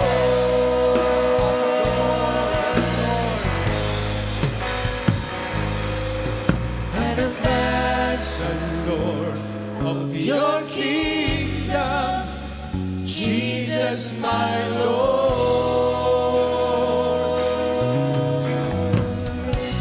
Mga kapatid, mga magulang, maging kayo pong nasa inyong mga tahanan, are you willing to sacrifice your Isaac to God for the sake of Christ? Are you ready to take up your cross, to deny yourself? Sa oras na ito, habang tayo nakayukulat, nakapikit, sumunod po tayo sa maiksing panalangin na ito. Sabihin po natin, Amang banal na nasa langit, Sa matamis at pangalan ng aming Panginoong Hesus, narito po ang buhay ko. Iniaalay ko sa iyong muli. Sa oras na ito, Panginoon, handa po ako na ibigay ang buhay sa iyo. Handa po akong sumunod sa iyo. Handa akong ialay ang lahat sa buhay ko. Dahil sa pag-ibig ko sa iyo, ikaw ang number 1 sa akin, Panginoon. Simula po ngayon, gagampanan ko, gagawin ko ang anumang ipagagawa mo po sa akin. Handa ako magsakripisyo. Handa akong tuparin. Handa akong sumunod sa ipinagagawa mo sa akin. Tulad ni Abraham, salamat po, Panginoon. Sa oras na ito, gamitin mo po ang buhay ko upang mabigyan ka ng kaluguran at maging karapat dapat ako sa iyong harapan. Marami pong salamat. Ito po aking panalangin. Amen. Ako na lamang po manalangin. Father God in heaven, Lord, narito po ang iyong mga anak. Katulad po sa aming napag-aralan sa buhay ni Abraham. Because he obey your voice, you bless his life and his descendants and his family. Lord, ganun din sa iyong mga anak. I declare, Lord, that the blessing will follow, will run after our loved ones, Lord, after our family. Even the miracle, Lord God, the favor, the blessing, Lord, ay padadali mo sa pamilya ng bawat isa, Panginoon. Maging ang himala, Panginoon, ang kagalingan. Lord, ang mga nangangailangan ng himala, ikaw lamang ang pinanggagalingan ng tunay na himala. Tunay na buhay, nagdurugtong ng buhay ng tao, Father God. In the name of Jesus, Lord, ang mga may sakit at karamdaman na nasa kanilang mga tahanan, idamtay mo, mapaghimala mong kamay, Panginoon. Padali mong himala ng kagalingan sa kanilang katawan. Mula ulo hanggang talampakan, Father God, in the name of Jesus. Kilala mo po silang lahat na ngayon ay nakikinig at sumusubaybay po sa aming live streaming na ito. Lord, release your anointing, your power, Lord. Ang himala ng buhay, panibagong buhay at kagalingan at kalakasan. Panginoon, salamat. Lord, hindi ka magpapabaya sa mga taong nananalig at nagtitiwala sa iyo. Lord, salamat po sa kagalingan, salamat sa himala, salamat sa pagpapala. Lord, tulad ni Haring David, sinabi niya sa Psalms 37:25, nung siya'y bata pa hanggang siya'y tumanda, walang naglingkod at naging matapat sa iyo na pinabayaan mo, Panginoon. Lord, salamat. Pinagpala mo ng bawat isa. Lord, ikinay-claim na namin ang healing, ang miracle, ang bagong buhay, ang kagalingan. Ikinay-claim na namin, Panginoon, ang blessing mo, O God. Materially, financially, spiritually. Lord, salamat sa katagumpayan. Lord, patuloy kami maglilingkod sa iyo habang nabubuhay. Lord, salamat. Purihin ka at sambahin ka, Lord. And I will give my life to you, Lord. Will give my life to you. To be a vessel of your truth. Let your will be done for me all of my days. Yes, Lord, hallelujah. Lord, I will always follow you. Wherever you send me, I will go. An ambassador of your kingdom, Jesus my Lord.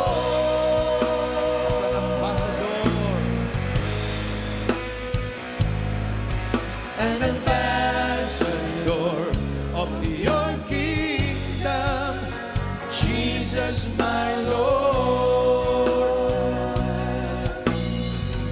Amen, Lord. Amen. An ambassador, yes, Lord, of your kingdom, Jesus my Lord.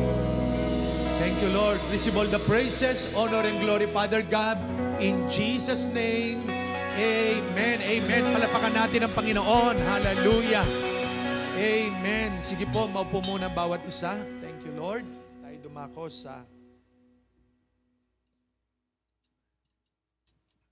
Amen. Praise God.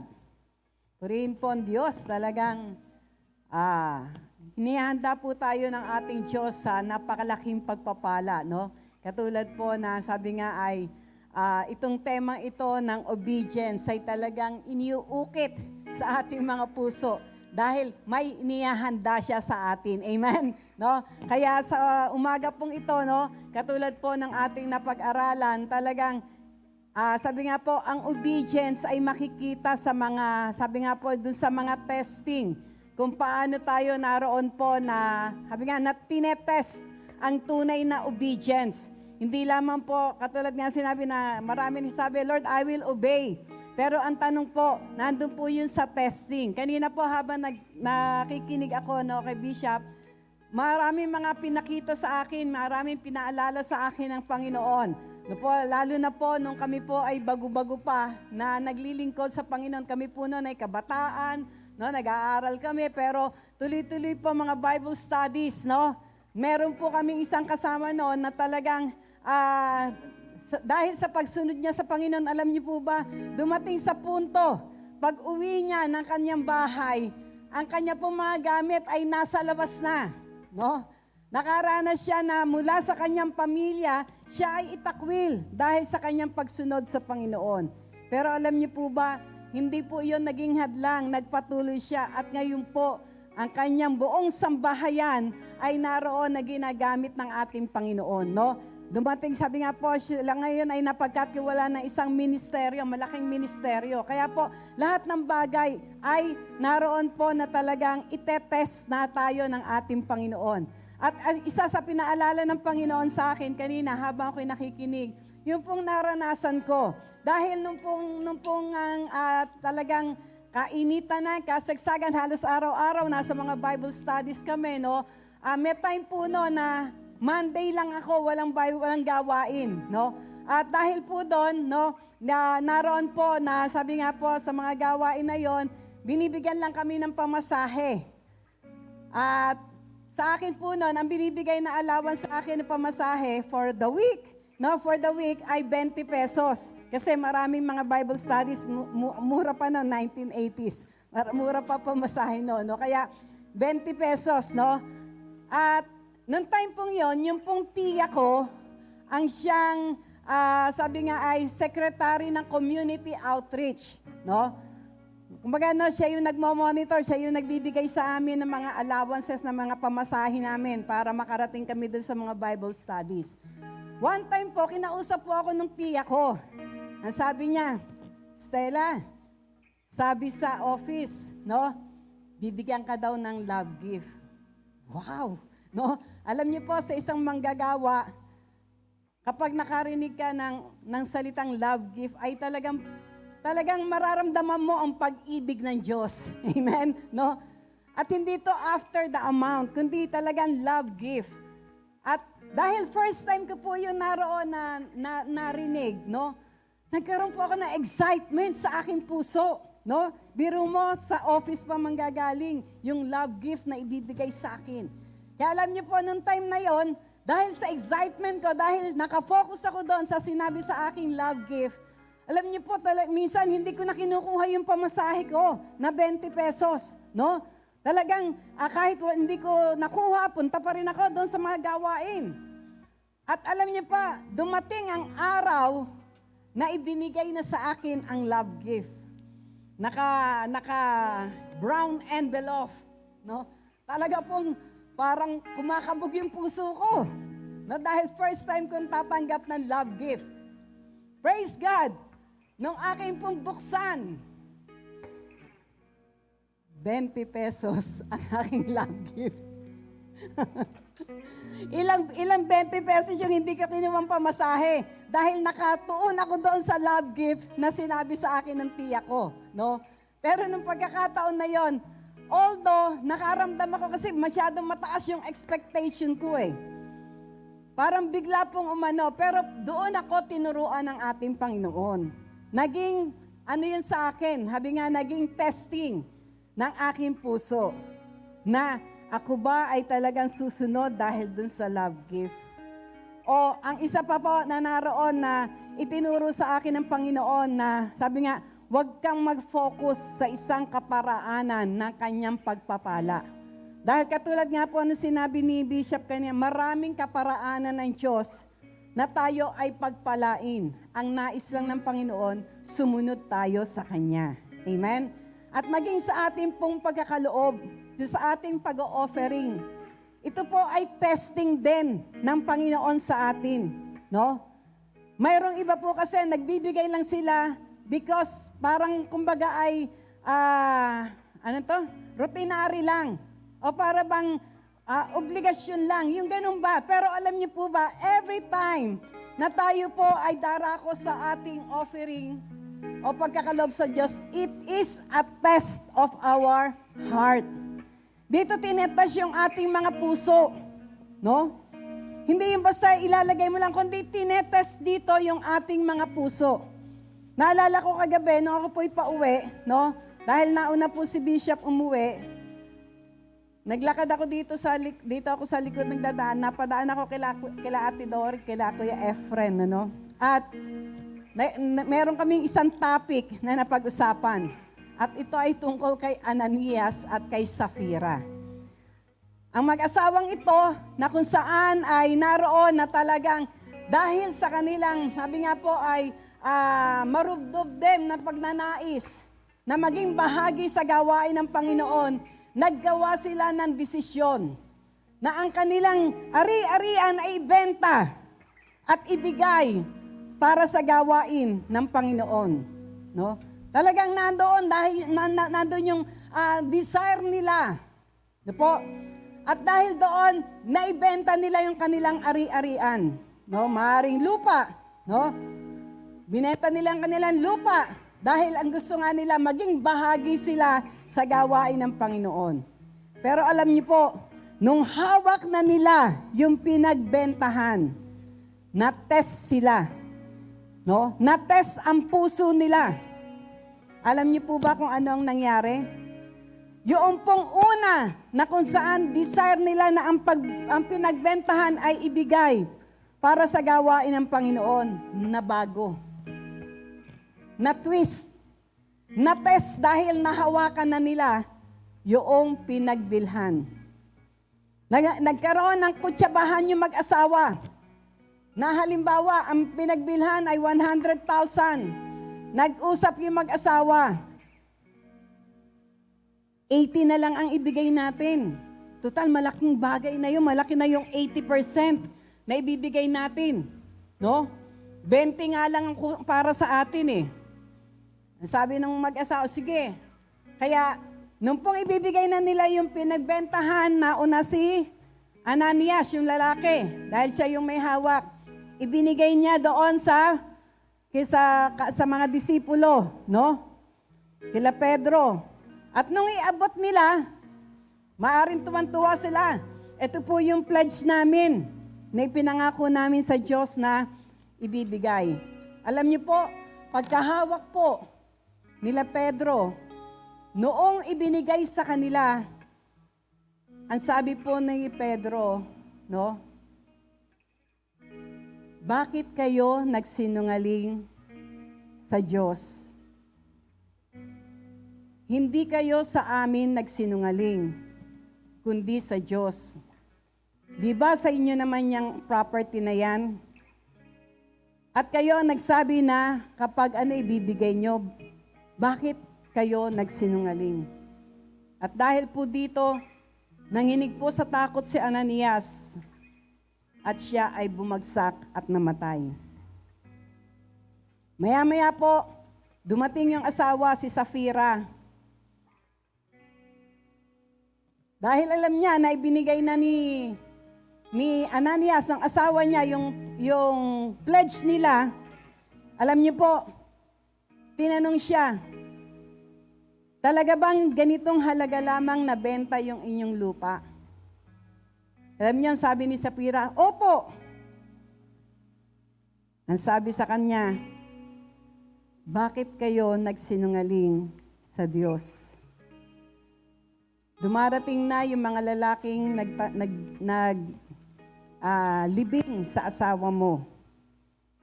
Maya-maya po, namatay din si Sapira. No?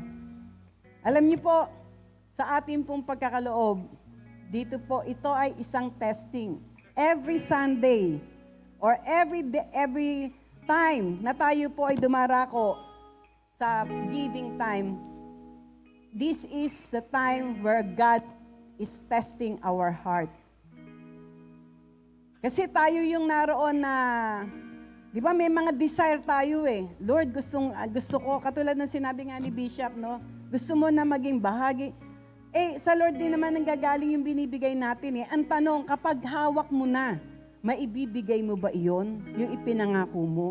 Tandaan natin, si Lord ang kausap natin dito. Hindi si pastora, hindi si bishop, hindi mga leaders. Ang time po ng offering natin, it is the time of our true worship unto Him, wherein our hearts are being tested. No? Kaya ang nais po ng ating Panginoon, naroon na sabi nga, makapasa tayo doon sa mga testing na yon. Bakit? Dahil nais ng Diyos na pagpalain tayo. Nais ng Diyos na talagang mag-umapaw yung pagpapala upang tayo'y maging pagpapala sa iba. Pero kapag sa time ng offering, hindi tayo makapasa sa testing, katulad ng ating pinag-aralan, may consequences. May consequences. Kaya sa umaga pong ito, naalala ko nga nung nakaraan, medyo nalungkot ako kasi sa Mindoro po, yung samahan ng mga pastor doon sa Calapan ay naroon na tuwang-tuwa dahil mayroong pong nag-donate ng lupa para ang lupang yon ay tayuan ng opisina ng samahan ng mga pastors. Nagkaroon na ng groundbreaking. Pinag-pray na yung lugar, nagkaroon ng groundbreaking. Nakita ko doon sa Facebook. Tuwan-tuwa ako. Pero bigla po, naka-ano ko ng balita na yung lupa na dinonate, binawi. Bigla po kong nalungkot, sabi ko, Lord, patawarin niyo po siya. Patawarin niyo po siya. No? Alam niyo po, kapag tayo po ay may sinabi sa ating Panginoon, huwag niyong hayaan na bawiin natin. Sumunod tayo dahil walang sino man na sumunod sa Kanya ang pinabayaan niya. Amen? Walang sino man ang sumunod sa ating Panginoon na pinabayaan niya. Maging ang ating mga mahal sa buhay. Katulad ng natin nakita kanina, no, narinig kanina. Maging ang ating kaapu-apuhan ay pagpapalain niya if we will obey. Bilang mga magulang, yes, it is our desire na mag-ipon tayo, magtrabaho tayo ng husto para sa ating mga anak. Pero tandaan natin, mas higit ang plano ng Diyos. No? Kaya kung talagang gusto natin na ang pagpapala ay maranasan ng ating pamilya, maging ng ating mga kaapu-apuhan, obey the word of God. Obey the voice of God. Kaya every time po na tayo po ay darako sa offering time, let's take heed of the voice of God. Buksan natin ang tainga. Lord, magkano po ang nais nyo na ibahagi ko? No? At makikita nyo po, grabe po ang Diyos. Tapat siya sa kanyang pangako. Ang langit at lupa ay lilipas, ngunit ang mga pangako niya mananatili magpakailanman. Kaya sa umaga pong ito, maging ang mga nasa tahanan. Alam ng Diyos, yung ating mga desire, na tayo'y maging bahagi sa mga gawain ng ating Panginoon. Nais ang ating Panginoon na makapasa tayo sa bawat testing na yon, no? Yung desire ng puso natin na maibigay iyon kapag ito'y nasa atin na, makapasa tayo sa testing na talagang ibigay natin ang dapat ibigay sa ating Panginoon. Kaya sa umaga pong ito, let's bow down our heads. Let's open our ears. Buksan natin ang mga tainga natin ngayon sa ating Panginoon. Hayaan natin na marinig natin ang kanyang boses. Marinig natin ang kanyang instruction sa ating pagkakaloob. Huwag nating hayaan na ito'y para bang maging isang ritual lamang. No? Na basta na lang tayo merong mailagay sa basket o maiano. Hayaan natin na sa oras na ito, gawin natin ito dahil nais nating sumunod sa Kanya. Lord, salamat po sa inyong mga salita. Salamat o Diyos sapagkat alam po namin, Panginoon, na naroon, Panginoon, hallelujah, na sa pagsunod sa inyo, walang sino man, Panginoon, ang naroon na nadihado, O God, o napabayaan nyo. Father God, sa pagkakataon na ito, let this time, O God, a time of hearing your voice. Buksan niyo ang aming mga tainga, Panginoon. Nais naming sumunod sa inyo. Nais namin, O Diyos, na tunay na mapalugurang ka, Panginoon. You are not after the amount. Hindi ka after sa amount, Panginoon. After ka sa puso namin na nais na sumunod sa inyo. Kaya Lord, I pray, O God, help us to obey you. Give us an obedient heart today. Give us an obedient ears today, O God. Upang, Panginoon, mapatunayan namin, O Diyos, ang katotohanan at kapangyarihan ng inyong salita. Salamat sapagkat alam namin, Panginoon, na sa bawat pagsunod namin, Lord, naroon ang reward, naroon ang pagpapala. Sa inyong kaparaanan, Panginoon, ibubuhos niyo, Lord, ang mga pagpapala sa mga taong tunay na sumusunod sa inyo. We offer our offerings unto you, our tithes unto you, Lord. Kayong nakakabatid nito, kayang nakakaalam nito. Wala kaming maitatago, wala kaming maililihim sa inyo. Panginoon, ang nais lang po namin ay sumunod sa inyo sa oras na ito. Pagpalain niyo po ang bawat isa at kayo lamang ang mapaluguran. Lord, I know and I believe we will have a testimony, Panginoon, na sa pagsunod namin sa inyo, Panginoon, mamamangha kami, Lord, sa pagpapalang pagkakaloob niyo. We honor you and we praise you in Jesus' name. Amen, amen, amen.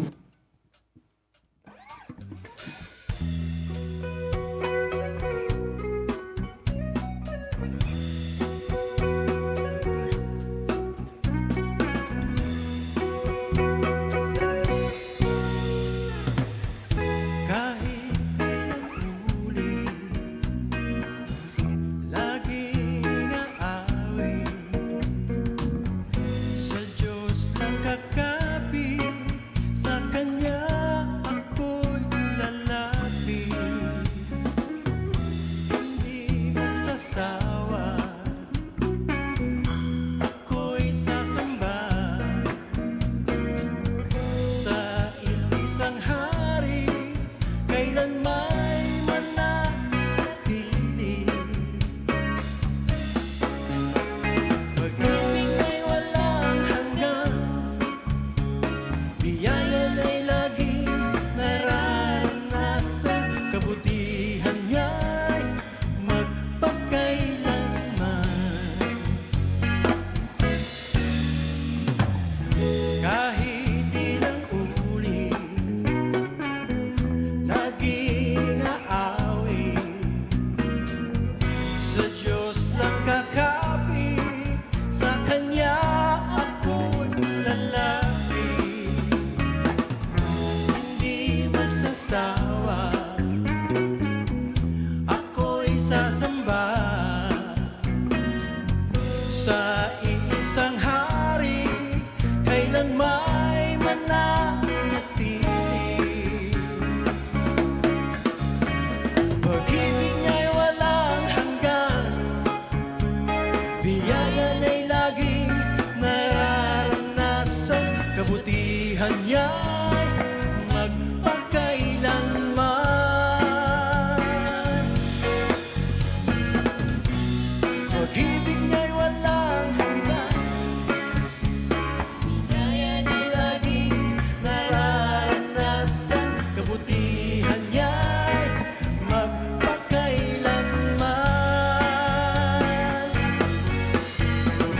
Pag-ibig may walang hanggan, yan ay laging nararanasan. Kabutihan niya'y magpakailanman. Kabutihan niya'y magpakailanman.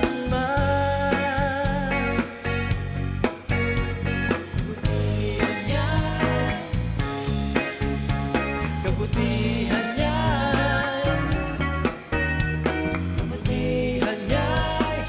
magpakailanman.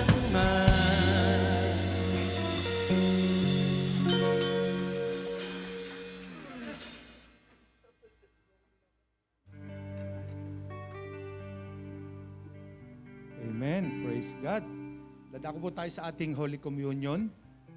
At tuwing unang linggo po ng buwan ay nagkakaroon tayo ng banal na hapunan. Ayan. So, tinatawag natin na ating couple, Sterlin and Pastor Joseph.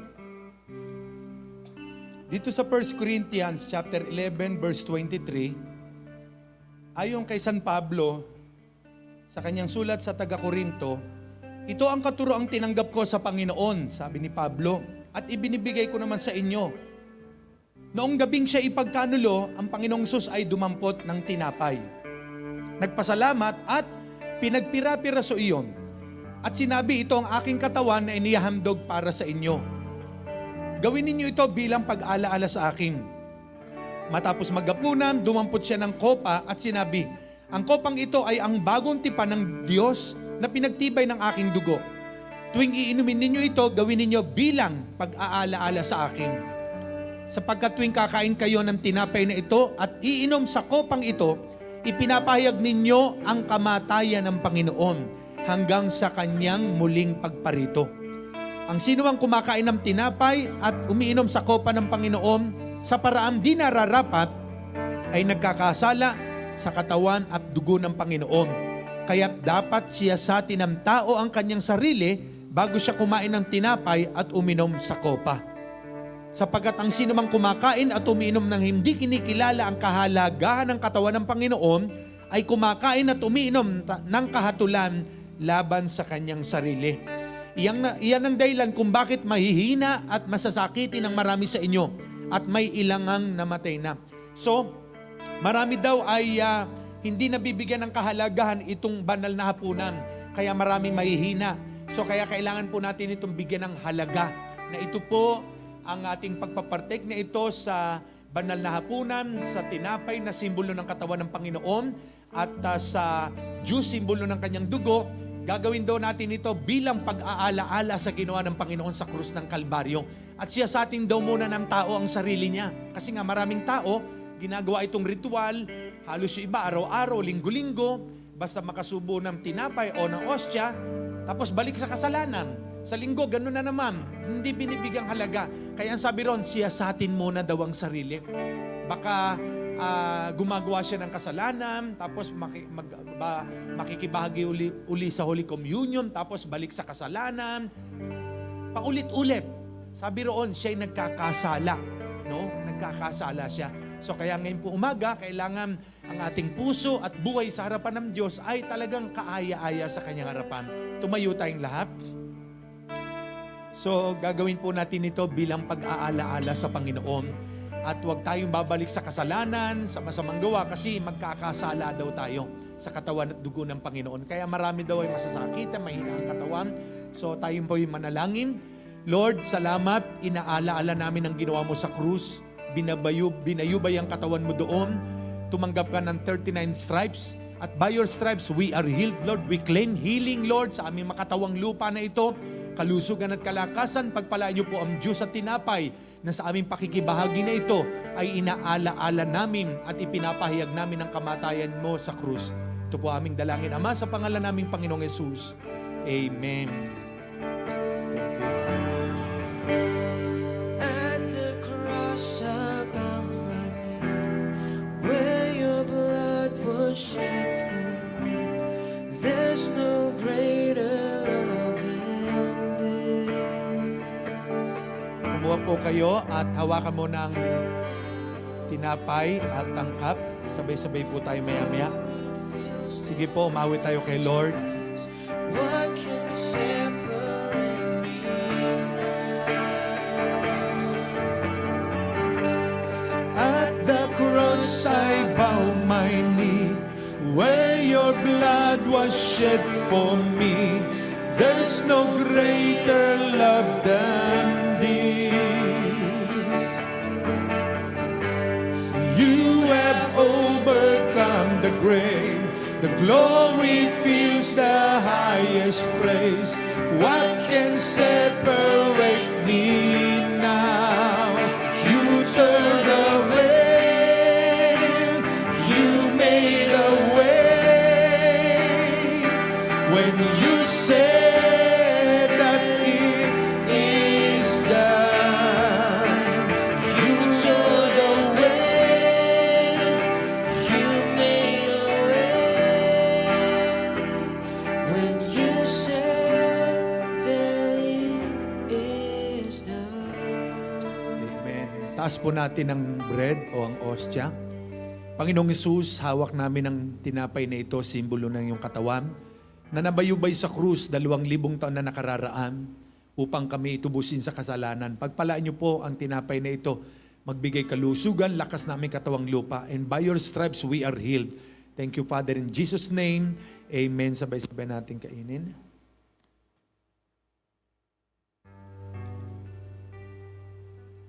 Lord, narito ang juice, simbolo ng dugo na naguhugas ng aming kasalanan. Pagpalain niyo nga po ito. Ito po aming panalangin. Amen. Inumin po natin.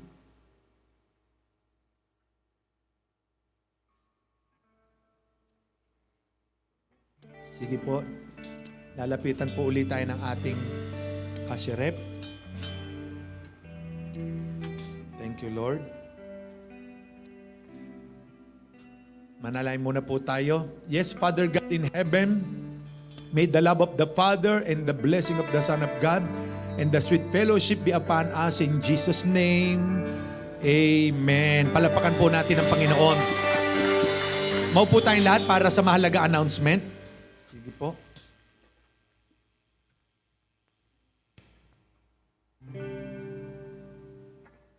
Ayan. Sa Sunday na po ang ating A Decade of God's Goodness and Greatness.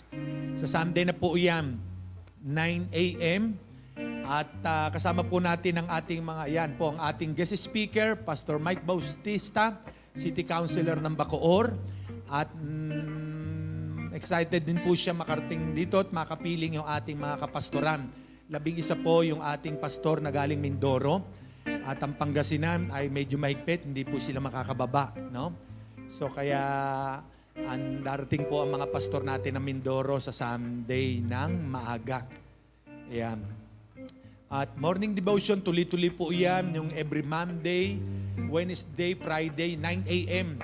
Ang magtuturo po dyan, yung mga pastor natin ng Mindoro, Pangasinan, no, nakaraan nagturo po si Pastor Gab, no? Manood po kayo ng ano po yan, MWF 9 a.m. No? At evening service naman po 7 p.m. po yan. Monday rin meron, tsaka Wednesday, Friday pwede tayong pumunta rito, maluwag naman po, no? Yung ang paggabi po yan. And then yung online prayer natin, gatherings, yan po yung ginagawa ng fathers po natin, ng mga tatay.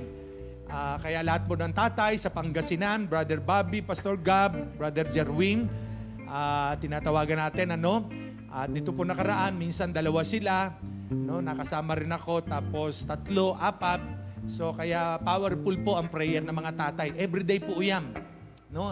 Everyday ando si Father Alan, no? Ang ating magpapastor ng Bacolod, matindi yan. Nihanda ni Lord ang ating Pastor Alan. So yung mga tatay, everyday po yan. 4 a.m. Sunod, mga Mother's Day. Mga mother po, 5 a.m. No? Kasabay po ng mga pastor po yan natin, mga nagpe-pray po. Everyday, mahalaga po yung prayer. Ano po? Ayan, pag-pray natin yung ating Sunday na next week, July 11, yung ating Thanksgiving kay Lord. No? Ayan.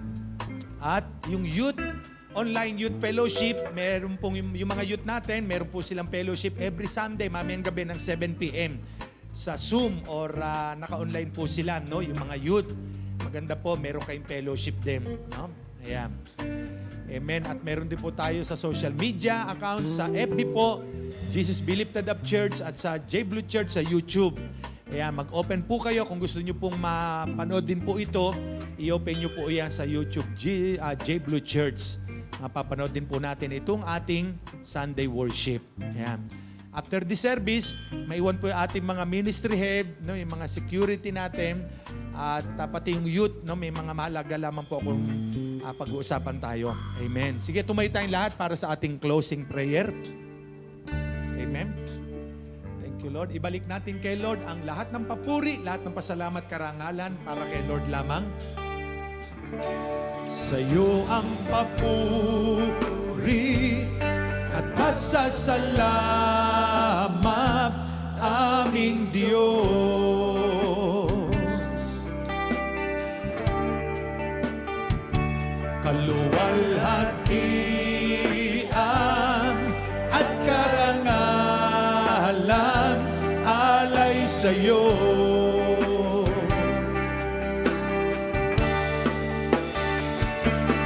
Narito ang buhay ko, Panginoon, gamitin mo, sa'yo lamang iaalay ang puso ko'y sa'yo.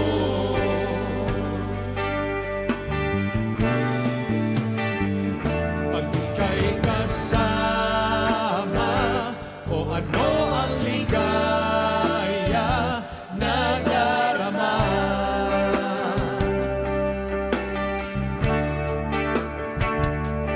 May pag-asa akong nakikita pag napiling ka.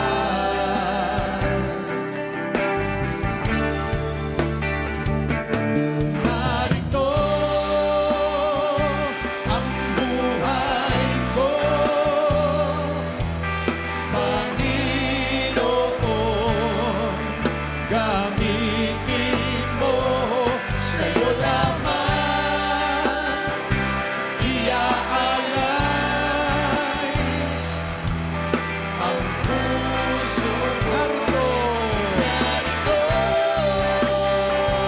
ang buhay ko, Panginoon, gamitin mo, sa'yo lamang iaalay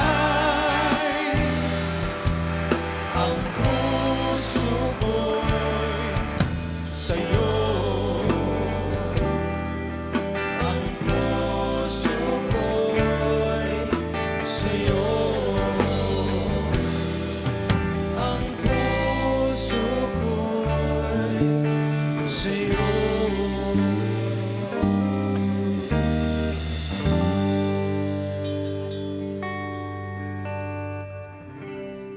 Patuloy po tayong manalangin.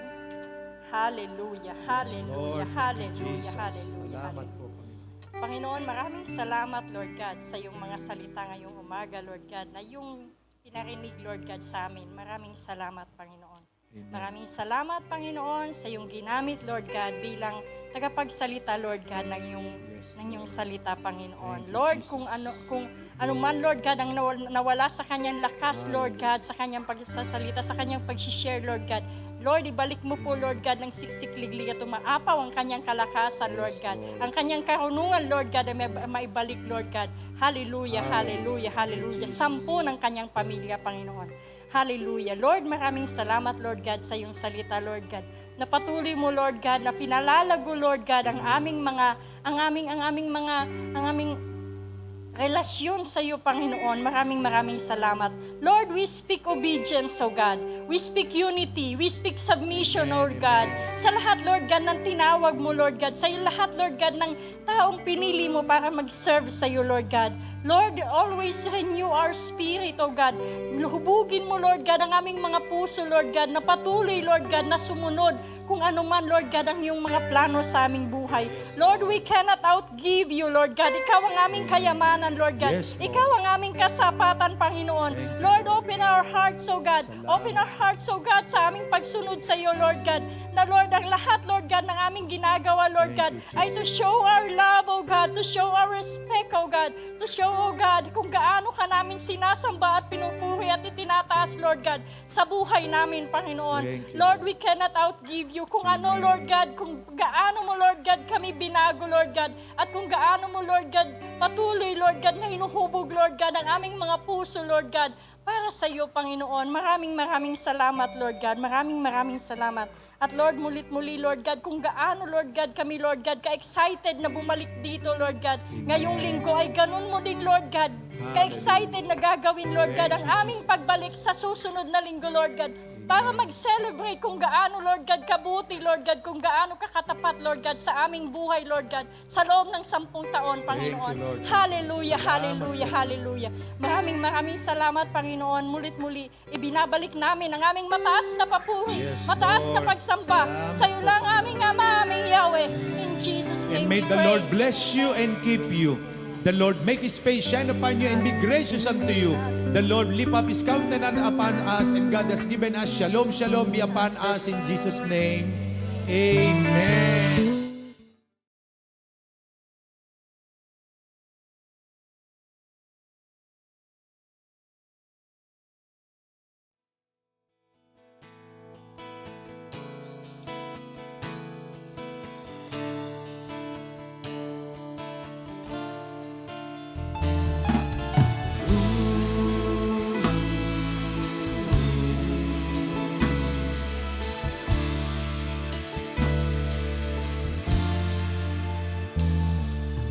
Ikaw ay aking paglilingkuran kahit saan dalhin. Ikaw ay lagi kong susundin, anuman ang suliranin. Lahat ay aking kakayanin, pagkat ikaw ay kapiling. Subukin man ng panahon, mananatili sa'yo, Panginoon.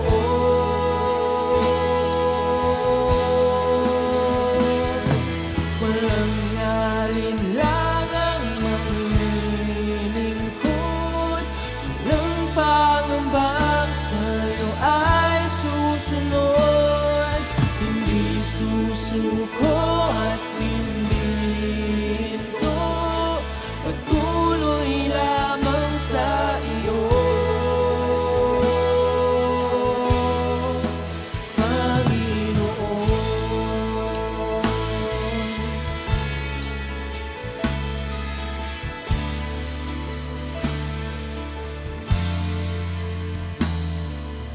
Ikaw ang aking paglilingkuran kahit saan dalhin. Ikaw ay lagi kong susundin, anuman ang suliranin. Lahat ay aking kakayanin, pagkat ikaw ay kapiling. Subukin man ng panahon, mananatili sa'yo, Panginoon.